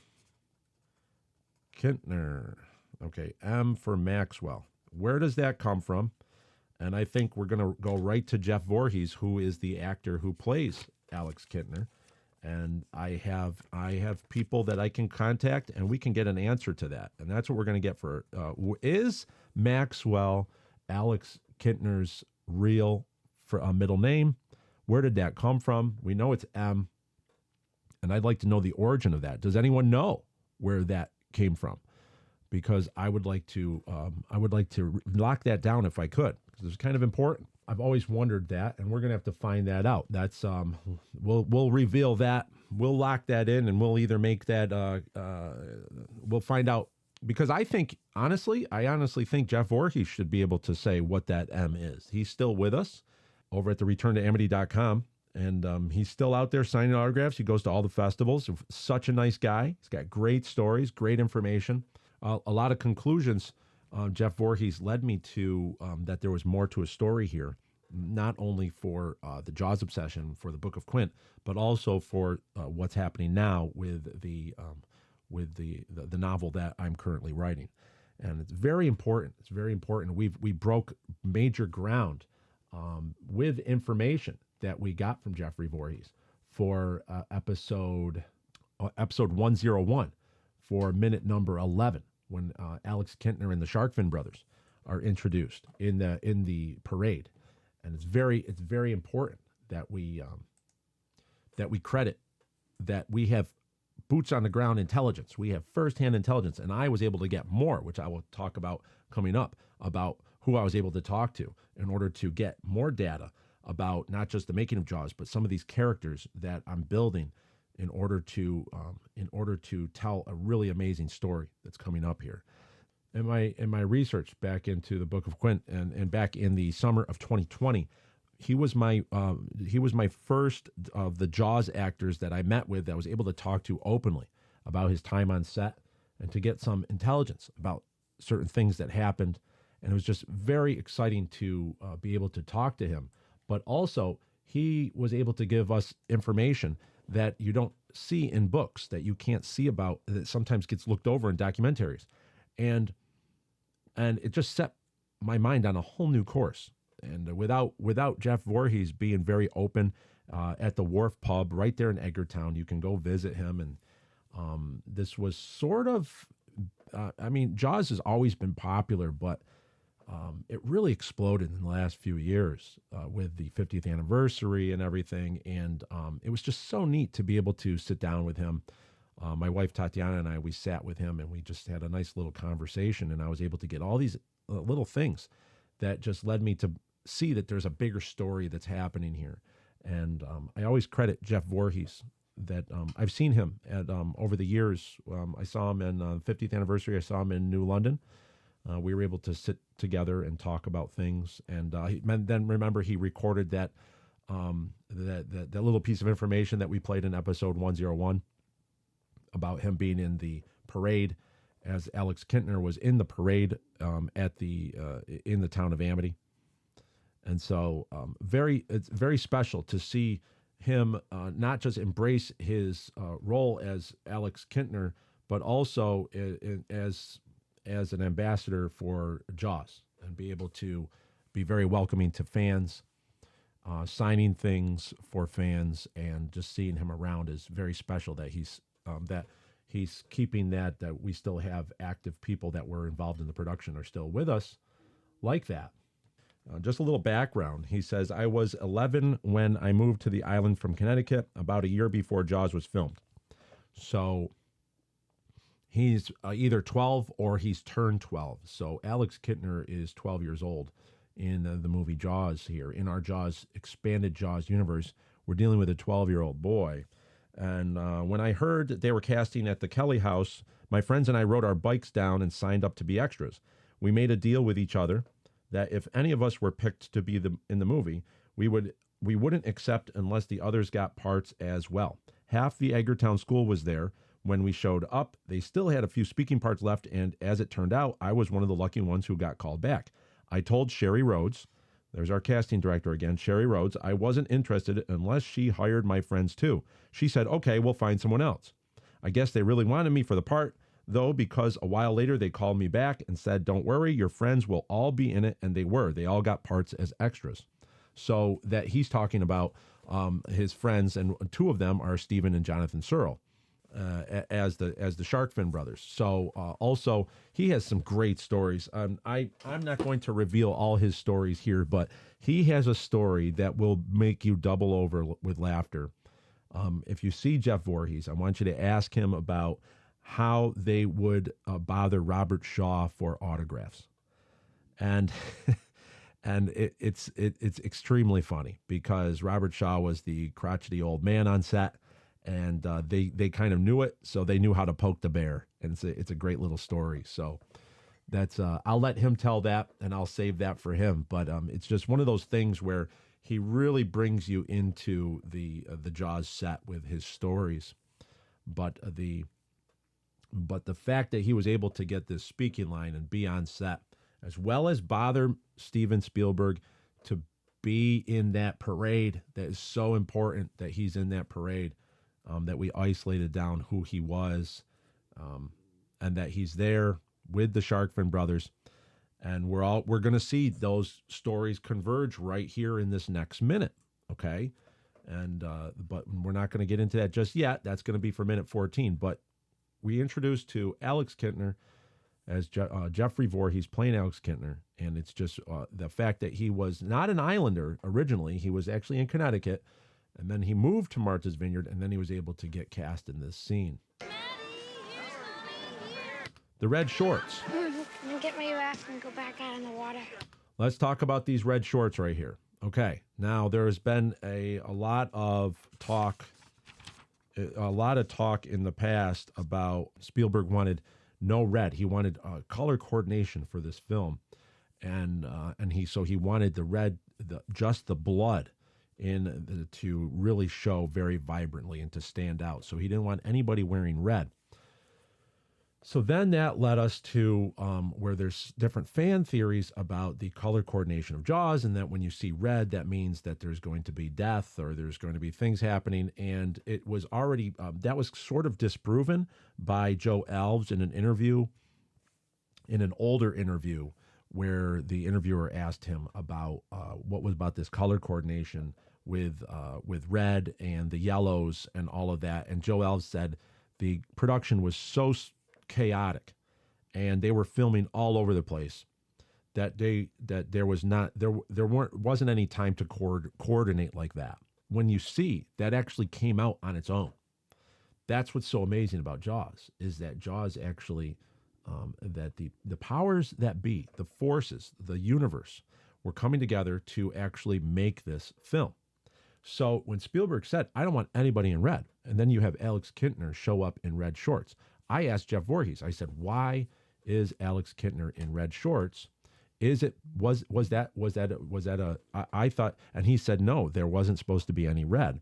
However, the wardrobe department searched all over Martha's Vineyard. He says the only shorts they could find at the time they were filming, available on Martha's Vineyard, the only shorts that they were available in his size were in the color red. So that's why he's wearing red. And that's just, it was a simple little explanation that they could not find shorts in any other color in his size. So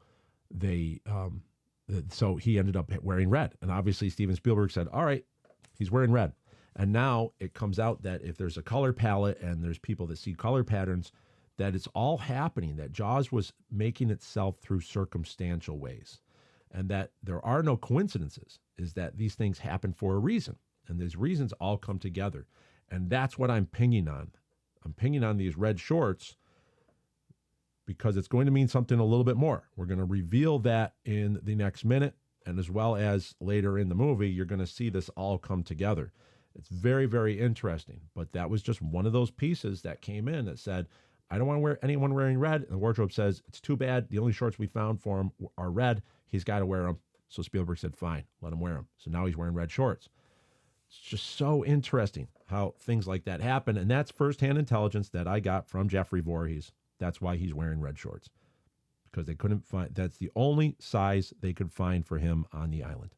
So interesting. We're also introduced to Mrs. Kintner, Lee Fierro, who plays Mrs. Kintner, reading her novel on the beach.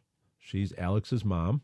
And I want to talk about Mrs. Kintner a little bit here. We're going to talk about Lee Fierro a little bit more later on, and when she confronts Chief Brody later on. But I want to talk just really quick. I want to just lock this in here. February 23rd, 1929 is when she was born. American actress and theater promoter, best known for playing Mrs. Kintner in the Jaws film franchise. She was born in 1929 New York as Elizabeth Lee Beers. Her father was an architect. In 1949, she married the actor Marvin Stevens. The marriage produced 4 children. The family moved to Pennsylvania, where she joined the ensemble of Hedgerow Repertoire Theater in Rose Valley. And she had little time for theater performance. As a mother, she began to give acting lessons. Occasionally, she also directed theater productions. After her divorce from Stevens, she married Bernard Fierro, with whom she had another child. She first visited Martha's Vineyard in 1965 and settled there with her family in 1969. By which time she was no longer acting, was mainly working as a childbirth educator. Although Ms. Fierro was only training as an actress in theater, but not as a screen actress, she was cast as Mrs. Kintner in Steven Spielberg's 1975 film Jaws. In the now famous scene, she slapped the police chief, played by Roy Scheider. The scene required several takes. We'll get into that more later when that happens. From 1974 to 2017, Fierro was an artistic director of the Island Theater Workshop in Martha's Vineyard, where she mentored hundreds of aspiring actors.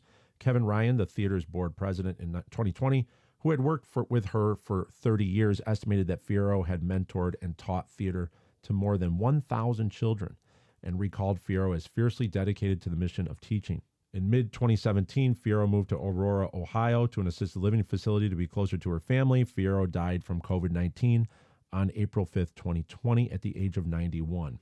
Lee Fierro, Mrs. Kintner, was born 1929. That would make her 45 years old when she plays Mrs. Kintner in 1974. The script and the book called for someone younger, and Lee Fierro even brought that up to the casting director when she went in for the role.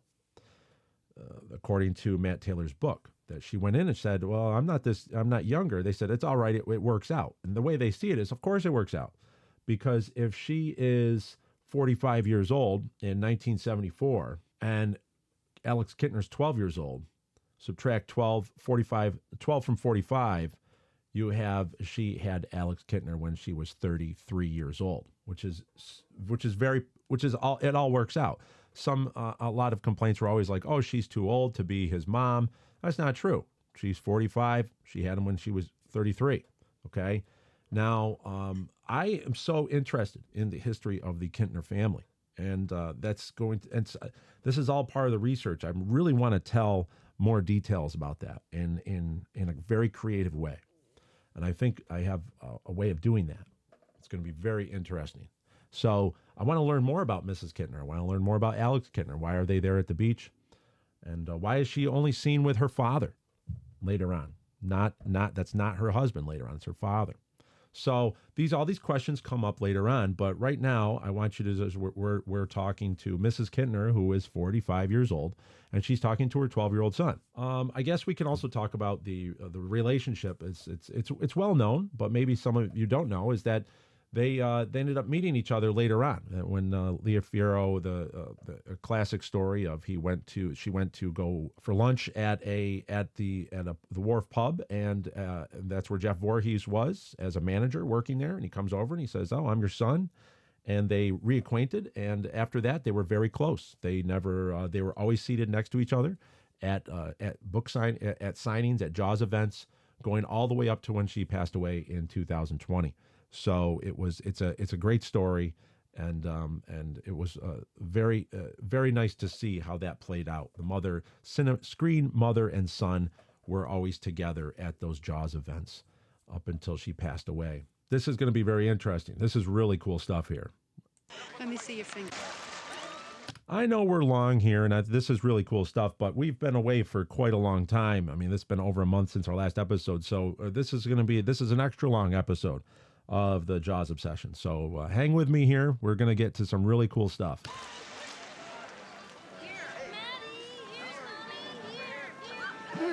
Get my raft and go back out in the water. Let me see your fingers. Let me get my raft and go back out in the water. Let me see your fingers. Alex Kintner, they're beginning to prune. Just let me go out a little longer. Just 10 more minutes.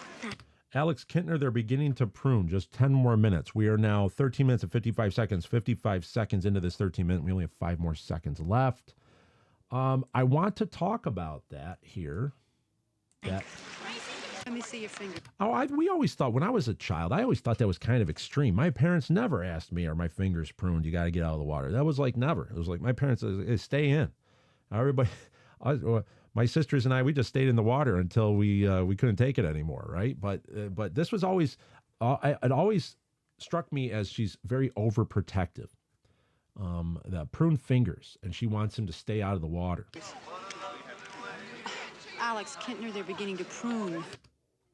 Okay, let's talk about that. Why does she bring up the pruned fingers here? How long does it take for fingers to prune in salt water? Okay, this is also going to lead us to why we are finding this, where I'm leading to the time with the 1223 mark for why we're here. In saltwater, finger pruning or wrinkling generally happens slower than in freshwater because the high salt concentration reduces the rate of vasoconstriction and nerve signaling that trigger the wrinkling response. So vasoconstriction and nerve signaling that trigger the wrinkling response. Typical timing in saltwater. Warm saltwater, around 35 to 40 degrees Celsius, 95 to 104, may still start wrinkling in about 3 to 5 minutes. Cooler saltwater, below 20 degrees Celsius or 68 degrees Fahrenheit, can take 7 to 10 plus minutes. So more than 7 to 10 minutes for noticeable wrinkling to appear. The effect is not as pronounced in saltwater as in freshwater because saltwater lowers the tonicity, slowing the nervous system's response. Okay. So we're looking at cooler saltwater. What was the temperature?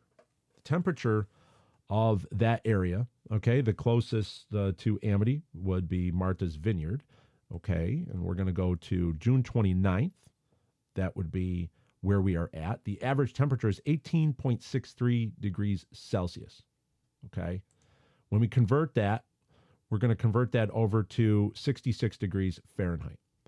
So let's go back to our 66 degrees Fahrenheit. So we're definitely in cooler salt water. So we know that Alex Kintner was in the water more than 10 minutes. Okay, that's why noticeable wrinkling to appear. Now they're starting to that she's noticing them. So that means he was in 10 to 15 minutes. Okay, he was already in the water. Now, if we go to SnuggyMom.com, okay, are pruny fingers bad for your skin? In short answer, no. Pruny fingers are not bad at all. This natural response does not damage your skin nor indicate any underlying health issues when it occurs normally after water exposure. For the most part, why do fingers get pruny? After spending time in water, fingers and toes often develop a wrinkled, pruny appearance. The phenomenon happens because the outer layer of your skin, called the stratum corneum, absorbs water and swells unevenly. Unlike other parts of the body, the skin on your fingers reacts differently due to its unique structure and nerve connections. The constriction reduces volume under the skin surface, causing it to pucker and form those characteristic wrinkles. The reaction is thought to improve grip on wet or submerged objects as an evolutionary adaptation rather than a simple passive swelling. Okay, so some people, so it's thought of that the pruning of the fingers is actually our way of adapting in water, so we are able to not only grip things underneath water, but also the water channels over our skin because it makes those grooves. So we actually can swim better if our fingers are pruny. Interestingly, this process requires healthy nerves. It doesn't really necessarily say they're bad. So why would she say they're beginning to prune? What is she actually worried about? Well, we do know the water is below 66 degrees, okay? That's from our average temperature. It's our average temperature is at 66 degrees. So, and he's been starting to prune. So it says, I looked up hypothermia. When does hypothermia occur in ocean water 66 degrees? At 66 degrees, about 19 degrees Celsius, ocean water is still considered cold enough to cause hypothermia, though the risk is lower than in much colder water. According to the standard cold water immersion tables, at this temperature, loss of dexterity can occur in 10 to 15 minutes. Okay, exhaustion or unconsciousness can be given 1 to 2 hours. I think what she's worried about here is she's worried about that he's been in the water. I have him in the water for 15 minutes. Okay, she's worried about that she's overprotective. Obviously, there's a reason for that. And now she's looking. She says your fingers are beginning to prune. Just let me go out a little longer. Just 10 more minutes. Thanks. Okay, just 10 more minutes. He wants to get his raft. He wants to go back out on the water. Just 10 more minutes. So he's been in for 15. His fingers are pruning. She doesn't want him to catch a cold. It's very simple. She's looking out for him. I don't know if she wants to make him into a hypochondriac or constantly worried about things, but she's really looking out for him. She's really, really looking out for his health. She's looking out for his safety. She's overprotective. Okay, but there's a reason that's why she says 10 more minutes, because she doesn't want him to catch a cold. He's been in it. She knows it's cold water at that time. This also tells us that water, that's why a lot of people aren't really swimming. The people that are swimming are kind of, they do it very fast. Remember, we also figured Chrissy Watkins swimming at night was very, very strange, okay, to be going into that temperature of water at that time. It's interesting how that's never questioned by the Mayor Vaughn in the last minute about Summer Girl comes out, swims out for pretty far. She tires. A fishing boat comes along. He doesn't say, yeah, that probably, if that were to happen, that would have been in deep July or even August when the water's warm. But here it's 66 degrees or below, even less if you're talking about night swimming. But here we have Alex, one of the only ones that's in the water. And then he comes out and it's like, so he wants to go back in. He just wants to stay in the water. He's got this this spiritual pull back into the water. He wants to go back into the water. Why? Why is that? I'm fascinated in those types of questions. And that he asked for, and she says 10 more minutes, the fateful 10 more minutes, which she's probably going to regret for the rest of her life. And I want to go into that, because these are the little moments that make Jaws that human movie, a people movie, as Steven Spielberg talks about it. It's not a monster shark movie. The shark is just there, and the shark does what it does. But it's these little moments that resonate with you. Just 10 more minutes, she tells him, and that's the last she's ever going to talk to him. That's the last thing she ever says to him. Last thing between mother and son. Let me see your fingers. Alex, Kintner, they're beginning to prune. Just let me go out a little longer. Just 10 more minutes. Thanks. And so that's very sad, because when you think about it, you never know the last time you're going to see someone alive. You never know. So make every moment count. Tell people things that you feel about them, and just if you have loved ones or if you have family, always make sure that you tell them how much they mean to you, because you never know the last time that you're going to see them. And one of the things in the Book of Quint was Herschel talking about the last time he saw the orca leave port, and he always thought it would always be back. And one of those things is the same thing with his father. And so he talks about his feelings about that's what the ocean does. It gives and it takes. It gives you a career, but then it takes people from you. And that's what one of the themes of Jaws here. It's just such a heartbreaking but beautifully true theme, is the ocean gives and it takes. And here between mother and son, that's the last time she's ever going to see him. Just 10 more minutes. That's the last line. And then he's gone forever. So when you look at that, you look at how powerful this movie is, and that it's not the typical monster movie. It's not a typical horror movie, as people say, because of these themes, because of these moments, these human moments. It's just so special to me. And because of just the pruned fingers, we can tell water temperature, we can tell what she's thinking, and we can tell how long he's been swimming. That's why we're going to say 12:23 p.m. that they got to the beach at noon. Took him a little bit, and he gets back in the water. He's been in the water for over 15 minutes, and now he's going to go back out. He just wants 10 more minutes on his raft, and that's one of the last things he'll talk to his mom. It's very, very heartbreaking when you watch that, and that's why I think this movie is so special.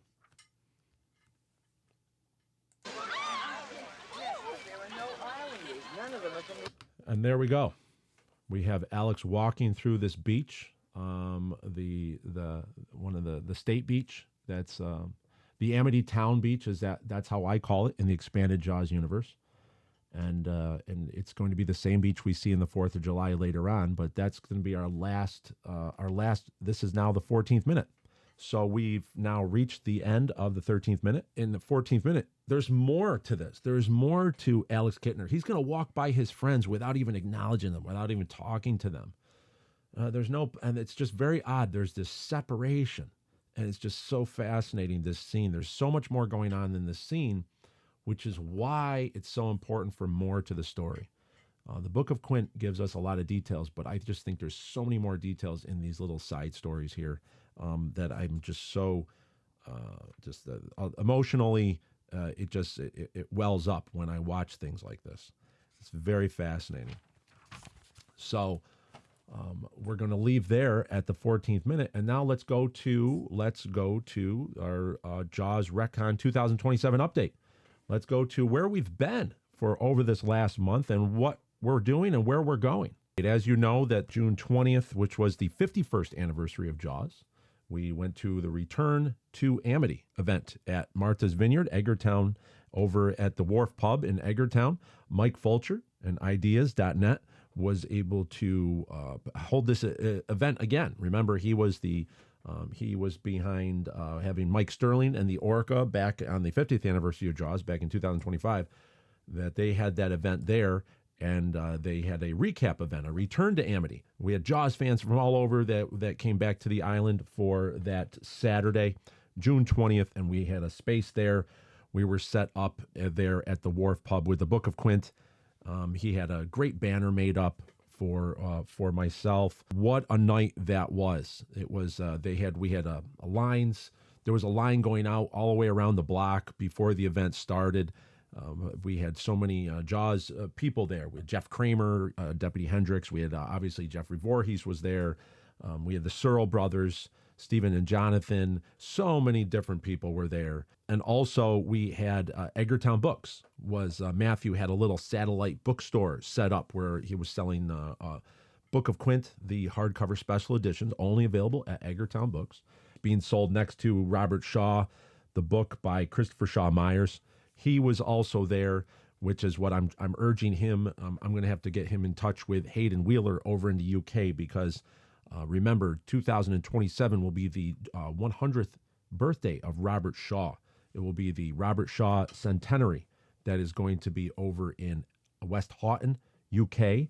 And remember, we were there before, twice, and I'm going to be going back there next summer to celebrate Robert Shaw's 100th birthday. And it's very exciting. They have many little events planned around that at the Robert Shaw Pub there in West Houghton, UK. So I would like to see Christopher Shaw Myers be over there and anyone else that's involved with Robert Shaw, as well as Robert Shaw's books.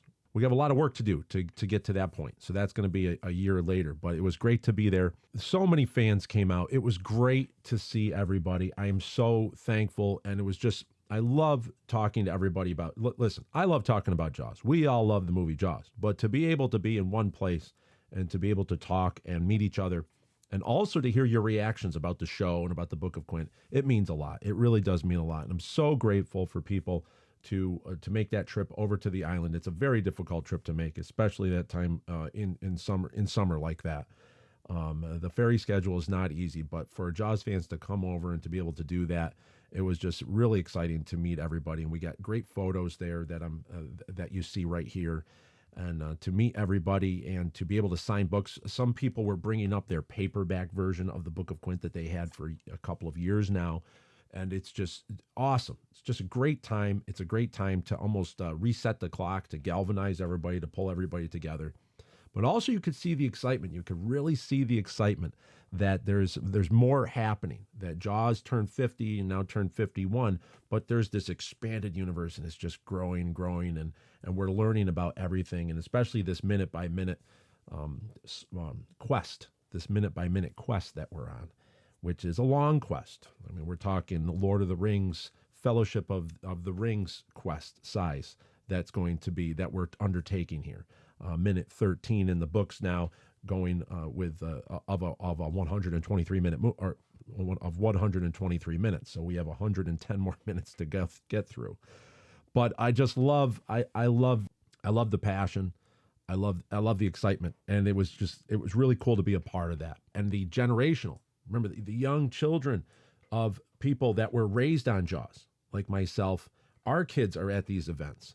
And so we have Book of Quint stickers we're handing off, and to see that story being passed on, and there's other things going on. And it's very exciting. It's very exciting to see generationally coming up, that things are in, that Jaws is going to be passed on, and it's going to be in good hands with these younger kids that were influenced by the film as well, because it's such a timeless movie. I have to give a big shout out to Nick Hathaway. Nick is unbelievable. He came in and he was dressed, as you see the photos here, he was dressed in cosplay as Herschel. It's the first time I've seen a Herschel come up to me in real time, and it was just so striking. He had the outfit all picked out. He had the Herschel hat designed, and remember, he was Quint back in 2000, and he came dressed as Quint back in 2024 when we had our first book signing on the island, and now here we were in 2026, and now he's Herschel, and he presented me with my own Herschel hat here. He made this specifically. So remember, in the Book of Quint, it details how these hats are discovered. And the fact that he was able to make this out of an antique 1960s, 1970s hunting hat, and it's a Book of Quint accurate patch he had made with the crossed harpoons, as Herschel describes it in the novel. And it's just unbelievable that he was able to make this. So now I have a collection here. I have the Quint hat and I have the Herschel hat, which is these are sort of iconic. And now we have Nick playing Herschel, and he comes in full costume, and he just looks the role, and it's so exciting to see. And I can't thank him enough for the passion, but also for showing that this is what the expanded Jaws universe does. It highlights characters that really were looked over for many, many years, and it brings them into the fold, that we know we have a better understanding of who Herschel was, not just Herschel West, the actor, the real-life fisherman that played Herschel Salvatore, but who Herschel Salvatore is and what does he mean to Quint. It just that representative of the Book of Quint. It was just so cool to see all that come together. I can't thank Nick enough. Solid guy, and I've talked to Mike Sterling already. Mike Sterling is going to be getting Nick somehow back down to the Orca, and they're going to have to do Quint and Herschel photos on the Orca. Maybe some video is going to be coming in the near future, because Mike Sterling is making great advancements with his Orca project. His Orca now has a Seakeeper in it, which is basically a gyro that basically keeps the boat down into the water and from rocking. So now it's actually a solid working platform. While that technology is activated, the Orca does not rock back and forth. You do not need the amount of ballast that you used to have. And now they can do things like study sharks and shark tagging and all sorts of things from the Orca. Excellent to see that. Excellent to see that happen. I was able to meet Dr. Greg Scommel, and of the author of Chasing Shadows, which he wrote with Rhett Talbot. And this is his latest book on the great white shark. And I was able to pass off a Book of Quint to Dr. Greg Scommel. You've probably seen him on Shark Week. You're definitely going to see him in this week on the upcoming Shark Week, because he's world famous, works out of Woods Hole Oceanographic Institute, and he studies the white sharks all around Cape Cod, the increasing white shark population. And just to talk to him, but the excitement when he held the Book of Quint, that just made my day to see Dr. Greg Scommel with the Book of Quint. And just to be able to see a guy who's been around sharks his whole life, and just to see him excited about something new like that, what really made my day. And that was excellent. That was excellent. And I just, I look forward to talking with him more in the future about those things. But I understand that he's going to be possibly working with Mike Sterling coming up. I don't want to blow that thing out of the water just yet, because it's not really set in stone, but we might see him on board the Orca in the future, which is so cool. So Dr. Greg Scommel now is a Book of Quint reader. We also have one of the things that I did was that this was a great research moment for me, because the Stephen and Jonathan Searle, who play the Sharkfin brothers, who are the main characters in the next book, were at this event. And I met both of them. Stephen Searle, I met when he was walking in, and I was able to present him with a Book of Quint and shake his hand. And then Jonathan Searle came in later, and I was able to present him with a Book of Quint. But at the end of the event, after everyone left, it was just the three of us, and we kind of had a moment where we could sit down, and we actually went through these stills that I had of the Sharkfin brothers and the background and how they're in the background throughout Jaws. And they answered all my questions, and I was able to get all this firsthand intelligence from this set of Jaws, but also what their characters were doing, where they were placed in relation to other characters, so I can write them more accurately. That was probably, it just made my entire, that made my entire day. That was the purpose why it was so special. And I'm so grateful for Mike Fulcher to be able to invite me over there, but also to be a part of those festivities, put me in the place with the Searle brothers at that same time, to be able to meet them and be together. One of those things where it needed to happen. And now I have that information, those final little pieces that I'm able to assemble some of these scenes as I continue the writing in the next book. So that was exciting. And that all happened there. The Jaws tour, Mike Currid's tour went on, and I was able to go on a small tour group there, signed some books the next day. And then we had a major book signing on a Monday at Edgartown Books, where I signed all the rest of the Book of Quints there. So any books of Quint that are there are signed by me. If you call Edgartown Books, they will be able to ship you one if they have any, when they have, as they have books left. I know that I signed well over 100 books before I left. So they have some books there still. It was another great opportunity that I actually met Matt Taylor. Matt Taylor, the author behind Jaws, Memories from Martha's Vineyard. I joked with Matt and I said that I believe, other than Steven Spielberg, his name probably has been said more times other than Steven Spielberg on the Jaws obsession, because I use his book for so much research, for so much reference. We said it here, we used it here just for this episode, but all of these episodes throughout this entire series.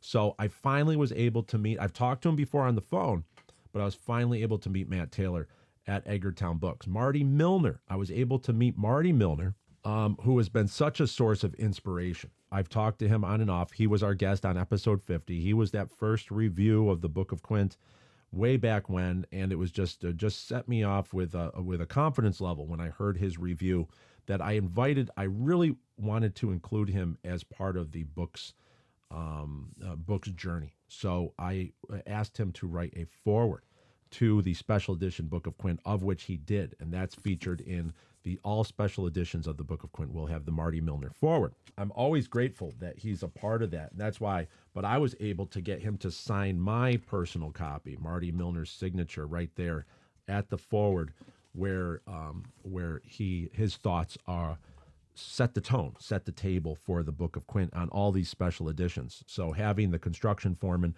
from the set of Jaws be a big supporter, and he's been such a great influence.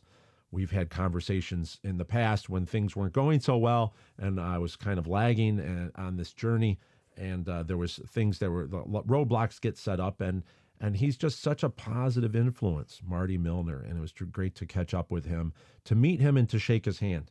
And I just can't wait to talk to him some more in the future. But this was the first time we actually got to meet in person after 3+ years of communications, and it was a great time to meet Marty there on the island.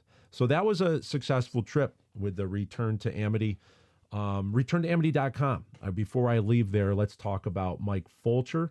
The Mike Fulcher is having on ReturnToAmity.com, he's having an online merch drop and autograph event coming up July 25th at 10 a.m. So it's going to be shortly after I post this. They're going to have this weekend. There's going to be an online autograph and merch drop. That's he's got some really cool T-shirts that he's going to be that he's designed. He's going to be selling, and he's also going to be selling some autograph merchandise. The merch drop and autograph event that's coming up over at ReturnToAmity.com. You can find that link in the description of this broadcast. ReturnToAmity.com. I'll put the link down below. If you're interested in collecting and supporting what Mike is doing over at ideas.net and for the Return to Amity events. So we left there, and then we went over to Souderton, Pennsylvania, just north of Philadelphia, which is the Montgomery Theater invited us down to a showing of The Shark is Broken. Their performance of The Shark is Broken was in its last week, and they invited me for a talkback series where they have an author or someone go up on stage and do a presentation, but also a question and answer with the host. And it was, what a great event. First of all, my hat's off to the Montgomery Theater director, Matt Pfeiffer, and then the three actors, Damon Bonetti, Jared Michael Delaney, and Adam Howard. Damon played an excellent Roy Scheider's part. And then Jared Michael Delaney played Robert Shaw. Adam Howard played Richard Dreyfuss on the set of the Orca. And anyone that's seen this, The Shark is Broken, we were able to see Ian Shaw perform this. This is a play written by Ian Shaw and Joseph Nixon. And since Ian Shaw retired from playing that role, they have then put it out, and other theaters are now optioning the rights, and they're performing They're having a performance of The Shark is Broken. And this Montgomery Theater, my close family friend, Brian Goldblatt, invited me, basically put my name into the hat there and said, hey, you got to have Ryan come down with the Book of Quint. And so we did. We went down there, and first of all, the performance was amazing. I loved the performance. It rivaled the Broadway version because they made little advancements in it, and I just liked the staging of it all. Was really excellent. The three guys, in order to kind of show where we were at in the production, they would act out a scene from the movie, whether it was Brody with Hooper on the bow and Hooper's trying to take pictures, telling him to get out on the pulpit for scale. And then we had, or they had later on with the that shark will tear that cage to pieces. Do you have any better suggestions? They would do those little scenes in order to show where we were at within the production. So cool to see. They just wonderful little changes like that. The stage design was great. The orca was excellent. So to be up there was quite a treat, to be in front of everyone. The crowd that was the audience members that stayed after the performance. I was able to get up there and talk about the USS Indianapolis and some of the historical significance. I was able to talk about Howard Sackler. That's one of my main pieces of any presentation. I want to talk about Howard Sackler. And I learned something new. We learned something new. We learned about how, when I was watching the play, it's written in there that Richard Dreyfuss was inspired to get into acting by watching a stage play of The Great White Hope with James Earl Jones. And that was written by Howard Sackler. Howard Sackler won his Pulitzer Prize by writing that play. Well, it just so happens that here's Richard Dreyfuss in arguably his most famous role in Jaws, and Howard Sackler is the man that's credited with putting the USS Indianapolis 2-paragraph speech into an early rewrite of Peter Benchley's screenplay. So he was the one that was working with Steven Spielberg in 1973, and he was rewriting Jaws, and he was the one that put in the mention of the USS Indianapolis. So he is the architect of why we are all there talking about the USS Indianapolis, because without Howard Sackler, that Indianapolis would never have been added in where Jaws was then turned into historical fiction. And I was able to present that and talk about that to the audience.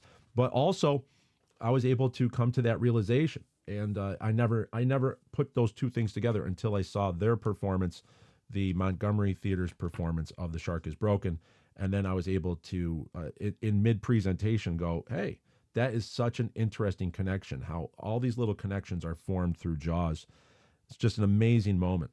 But thanks again to everyone out there at the Montgomery Theater for the invitation, to Kristen and Emma for setting that up, and to the casting crew. What a time, and to be able to meet fans of Jaws Obsession, and everyone that stayed through the play, then stayed through my presentation, and then we were able to have a line to sign books and meet readers and fans of Jaws. It's just so cool. These events are so relaxed. It's filled with a lot of positive energy, and it's great to feel that, to feel the excitement that there's more to the story after Jaws. There's more to the story than just the making of Jaws, and very intricate. It's why I also want to talk about the Creator VC, about this, about what we have going on here. I just recently did a post. On July 15th, we had the Jaws Explored, Ultimate Deep Dive Documentary. The Jaws Explored documentary finally, it launched because of the great interest that we had when we talked about it on the last episode, but also with the communication I've had with the 31,000 or 32,000 followers that are on Instagram. We're swinging them over and kind of steering them towards this Jaws Explored documentary that I'm going to be involved in. I'm on the advisory committee with this documentary, and if you watch the trailer, do we have time? You want to watch that trailer now? Let's watch that trailer now here. We have 19 days remaining to get on board with this documentary here. Farewell and adieu to you fair Spanish ladies. Farewell and adieu, you ladies of Spain. So I wanted to go over this this trailer right here, and it says, for anybody that's listening, the deepest analysis of Jaws ever made. Jaws Explored. That's the documentary here. Jaws Explored is the most in-depth, wide-ranging, penetrating exploration of Spielberg's genius there has ever been. It's going to deepen your relationship with the most important film in your life. Okay, I already like that. This is the director, Ian Nathan. He's the producer and director that's going to be working, basically creating this documentary. And I like the messaging that they're doing here. The messaging is excellent. If you're going to see, it's like it's really following what we've been trying to say, is that there's something more here than just a movie. It's the most important movie of your life. And that's what they're reaching out to. They were describing to me that they want to make a movie for the top 1% of Jaws fans around the world. So this movie is not going to be, this documentary is not going to be taken lightly. It's not going to be 1, 2, 3 hours. It's going to be over 3 hours, maybe even 4 hours of a documentary. And that's why they're set out to make something that tries to crack the code to why Jaws is the greatest movie of all time. What we're doing is looking at the film and asking the question of, why is it still here? Why do we still care? What is it doing? What is its fabric? What is the nature of Jaws that brings us back again and again and again? It's a new language. It's a new way of talking about film. So we will talk about the geography of it, the visual construction of it, the thematic power of it, the way personality from the outside of the film and within the film affect the way the film is. We will talk about choices that Spielberg made, that the studio made, that the actors made. How the script and the book and the process of making the film have come together to create an entirely new story. The Hiroshima bomb. 1,100 men went into the water. Vessel went down in 12 minutes. We're going to enhance a film by pulling it to pieces, doing an autopsy on it, cutting it open, let it all spill out onto the floor of the decking. Well, if we're looking for a shark, we're not going to find him on the land. So what we're looking, that's amazing. I really like that. And that's exactly kind of what the Jaws Obsession does, right? We've been doing this dissection of Jaws for many years now. But what we're looking at is we have a professional documentary company, Creator VC. And they are looking at this. This is going to be the first ever time that they've ever done this. Before, they've done it with, let's see here. They have, there's DVDs here, In Search of Darkness, the complete journey into 1980s horror. That can be found on Tubi right now. That's when I first encountered them. This is a 3-part documentary, 260 minutes, 270 minutes, and 342 minutes. So you can imagine how long this is. It takes you days and days to watch this documentary. Then they had In Search of Tomorrow, the definitive 80s sci-fi documentary. Aliens Expanded. This is directed by Ian Nathan, who you're hearing talk. But this is their expanded series, Aliens Expanded, and they recently just had The Thing Expanded, where they interviewed James. This is the Aliens one. They have Sigourney Weaver, James Cameron, Lance Henriksen, Michael Biehn, and that's when they interview for almost an extreme making of for their expanded series, and they recently did one with The Thing with John Carpenter and Kurt Russell. But this is going to be their explored series. This is the first documentary they're doing, and they said that when they were that they see that Jaws is something that they can do this with, where they're not going to have any cast and crew.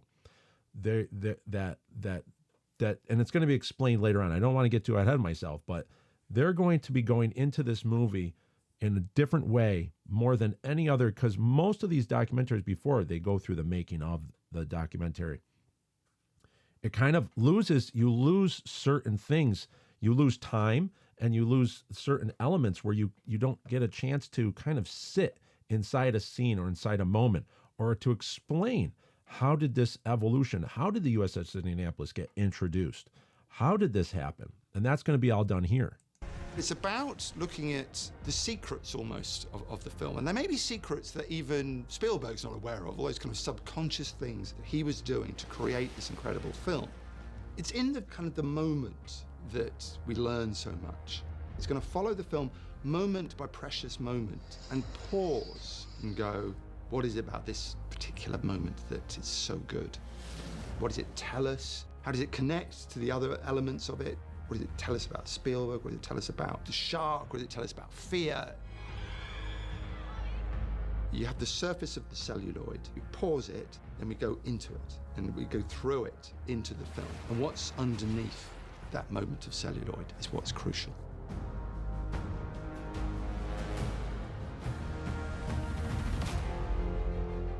Jaws is the perfect film to begin the explored format with. You're going to go on a journey with it, almost as it plays in the background. Break it apart, explore it, and fundamentally deepen your relationship with it. You go in the water, sharks in the water. Our shark. It's a search for ourselves. It's a search for this idea of an emotional, spiritual, imaginative life. And films feed that, and they show us ourselves in wonderful ways. Jaws is that important to me, and I know it is to a lot of other people. Director Ian Nathan, obviously he is saying how important Jaws is to him, but he's also echoing a lot of things that we all feel about Jaws. And this is very interesting. It's a very interesting time to be a Jaws fan, because we've kind of dissected the movie in a way from the making of, but now I see this. I really do see this as an extension of the expanded Jaws universe. And I want to talk about that a little bit after this trailer clears up. But he is going to be incorporating experts and also other people that are involved in the Jaws world that are going to be able to try to immerse ourselves into the story. And one of the things that we've kind of set out to do here on the Jaws Obsession was to do something that's different from any other Jaws podcast, any other thing that has come, any other Jaws retrospective that has come around before, and almost steer clear of the making of. You constantly hear me say, that's the making of, now let's go into the Jaws universe, like we did here, into Alex's Pruned Fingers, into the last thing that Mrs. Kintner says to her son, and then pull out the drama and the emotion of that. And so let's not. So we can analyze that and really sit in those moments, and that's what he's going to be doing with this documentary. Explored lives or dies on the chorus of voices. These are people observing the film like you do. They are fans, but they are kind of exalted fans. They are fellow filmmakers. They are critics, experts, scientists, the best minds on the best films. You're gonna need a bigger boat. One of the marvelous things about Jaws' life is that it's been beautifully served. There's been fantastic books, fantastic documentaries, in-depth interviews with Spielberg. But I always come away with a sense of, yeah, I kind of know a lot of that, and I love it, and I appreciate it, but it hasn't answered the mystery inside of me. It hasn't told me what it is about Jaws that is different.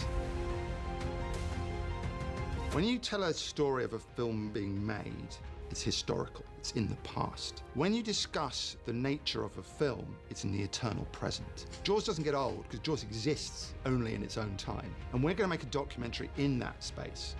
$10,000 for me by myself. For that you get the head, the tail, the whole damn thing. When we make Jaws Explored and you finish watching it, you will watch Jaws again and it'll be completely new to you.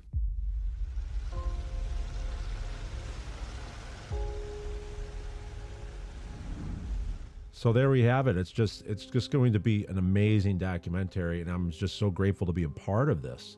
And I look forward to working with these filmmakers, with Ian Nathan. I look forward to just getting whatever we have, whatever data we've mined in the last 103 episodes of the Jaws Obsession.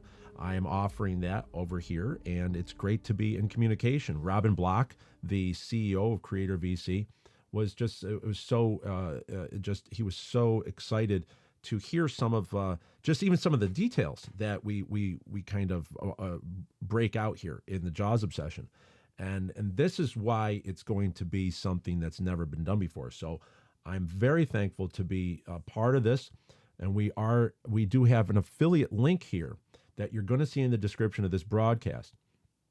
The description of what we have here, the description of this broadcast, or what the reel that you might be watching this, if it's on Instagram, just go to the affiliate link, either in the link tree in the bio for our Instagram. You're going to see that Jaws Explored link right at the top of the link tree, or just the link that's going to be in the description on whatever platform you're listening or watching on. Go over here, and it's going to take you over to Creator VC. You're going to see the pre-order now. 19 days, 13 hours, 57 minutes remaining. And it's going to take you down to all the different ways. They had the great poster that we've been putting on here, that they had a really cover of it is just, it's really, the artwork's great. It's got something of all, it's like a montage of all of the different elements of Jaws. Billboard, Quint's house, lighthouse, helicopter, orca. You see the buoy over there, Christine's buoy. You have a full merch package. You can just go get the Blu-ray. There's going to be a companion book with it talking about Jaws.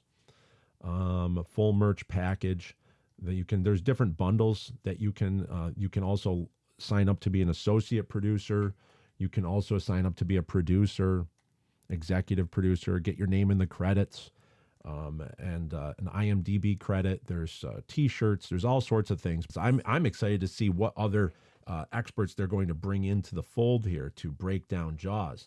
So because we had Jaws at 50, that was a great documentary that was aired, and that told us all about the making of lore that we've also seen in a number of documentaries. But Creator VC they said there's something missing there, and it's true that those other documentaries did not do what we're doing over here with the Jaws obsession, and they didn't do things like go into the movie and into some of these scenes.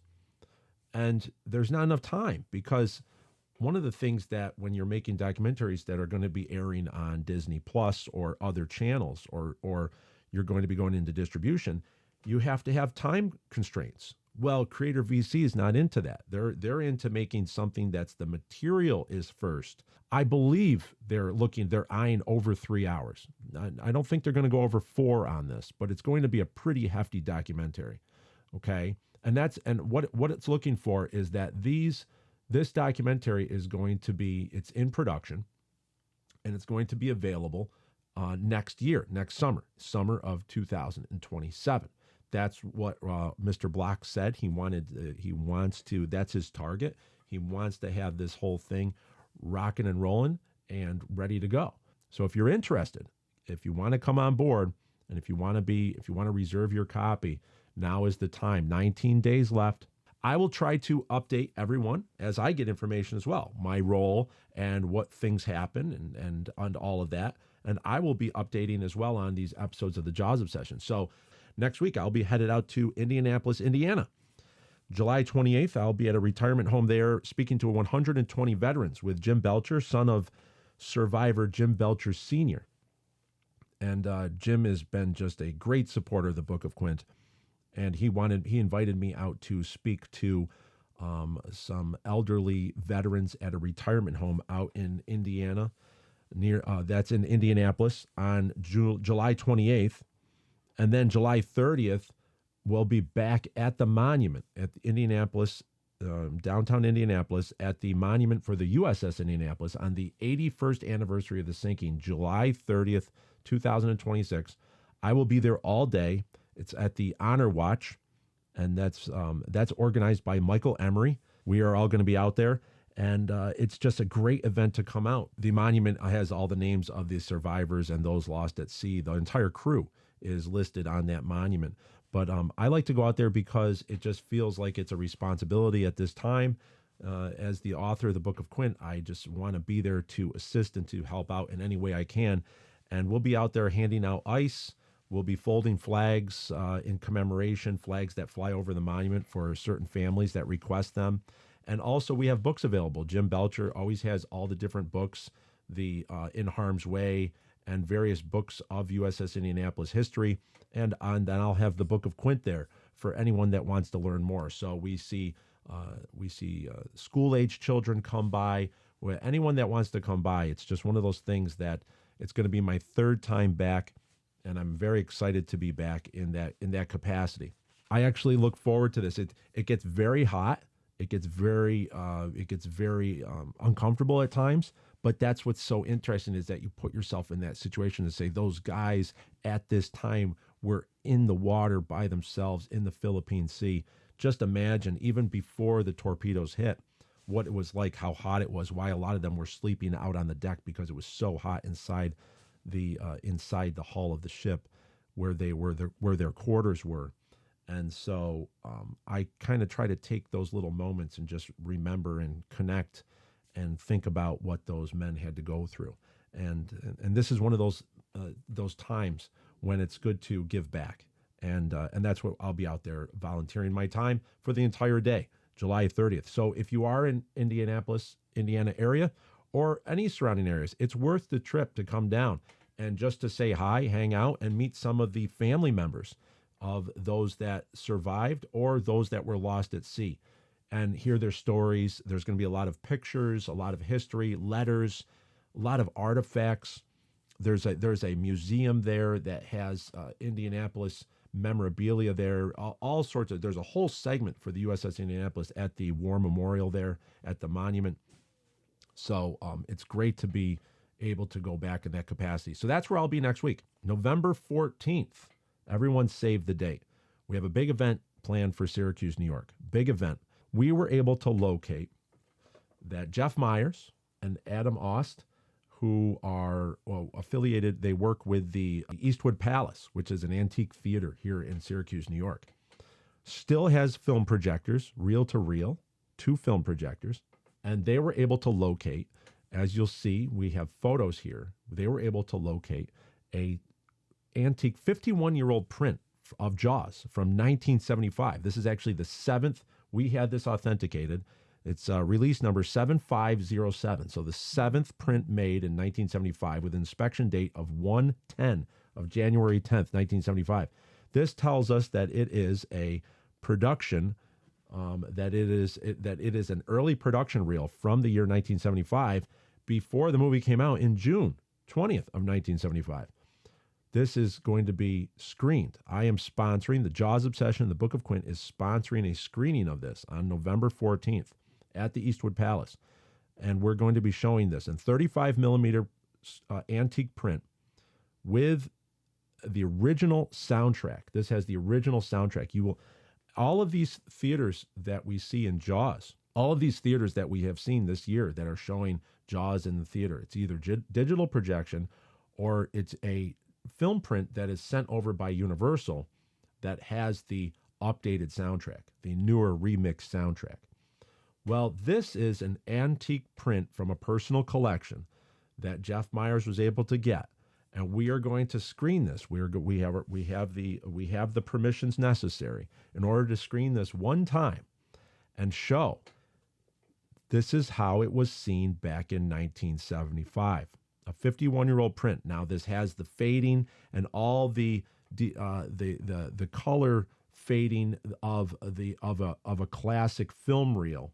This is pre-1983 low fade Kodak film stock. After 1983, the film stock kind of held their colors a little bit, but the pre-1983 film reels show. I don't know if it's the acetate or acetone, or there's the color begins to fade, but you get this really interesting grindhouse feel to it, as you see in these videos of our test run with this reel, with these reels. But what I'm excited about is that it's a total vibe. It's an experience. It is putting you back into a reel-to-reel screen antique theater back in 1975, watching an actual print, a 51-year-old print. So it's got this grindhouse feel to it, but the sound is epic. It's the actual sound mix that was on the print that won the Oscar in 1976. In the 1976 Oscars, Best Sound Design, sound was awarded to the sound design of Jaws. And those guys won that Oscar for this sound. And you always hear me every time we watch Jaws. We watch it with the original sound. We don't watch it with the remixed audio. The Blu-ray has that option to go to the original sound. Well, the one that I always go through on here when we go minute by minute, this was a hybrid. It's a high definition version of the movie, but it's coupled with the original sound audio that was helped out by John Tedder. He was able to create this and give it to me, so I was able to analyze this 1 minute at a time using the original audio. Well, now we're going to be able to watch the entire movie in a theater with the original audio soundtrack, and we're going to be showing it back to back with a 35 millimeter screening of The Deep with Robert Shaw, Nick Nolte, and Jacqueline Bisset. Another that was Peter Benchley's second novel that his next novel after Jaws. He wrote The Deep, and I have a personal connection with that movie too. And it's going to be great. We're going to have a presentation of the Book of Quint, another possible surprise presentation revolving around the Book of Quint, and I'll be talking about that in later episodes. But I will have Book of Quint there. We're going to have other vendors there, and we're just going to make a night of it. And we're going to celebrate Jaws in a 1975 grindhouse style. If anyone is in the area or anyone outside the area, it's worth the trip. This is the one time only that we'll be able in the entire country, as there is not a 1975 print, a 51-year-old print of Jaws. Very hard to find one that exists in full and in this condition. It's a very, very pristine condition. Although it has the fading, it still has the soundtrack, and it's still watchable. And we have a great projection, as Adam is going to be up there going reel to reel, watching for those cigarette burns. You'll just be transported back into the theater 1975 style. And I hope that everyone could come over. Those tickets will be available over at tix.com. And I will have links. If those are available now, I'm going to have links down in the description. If there isn't down in the description now, it will be coming up in future episodes. But November 14th, save the date. That's going to be an exceptional time. It's going to be a celebration, a Jaws Obsession presentation of Jaws in 35 millimeter. So fun, so excellent. And with that is going to wrap up our episode 103, minute number 13 in the books. And thank you very much. What a marathon this was. Thank you very much for your time and listening. Show me the way to go home. I'm tired, I want to go to bed. I had a little think about an hour ago, and it's gotten right to my head. Wherever I may roam, by land or sea or home.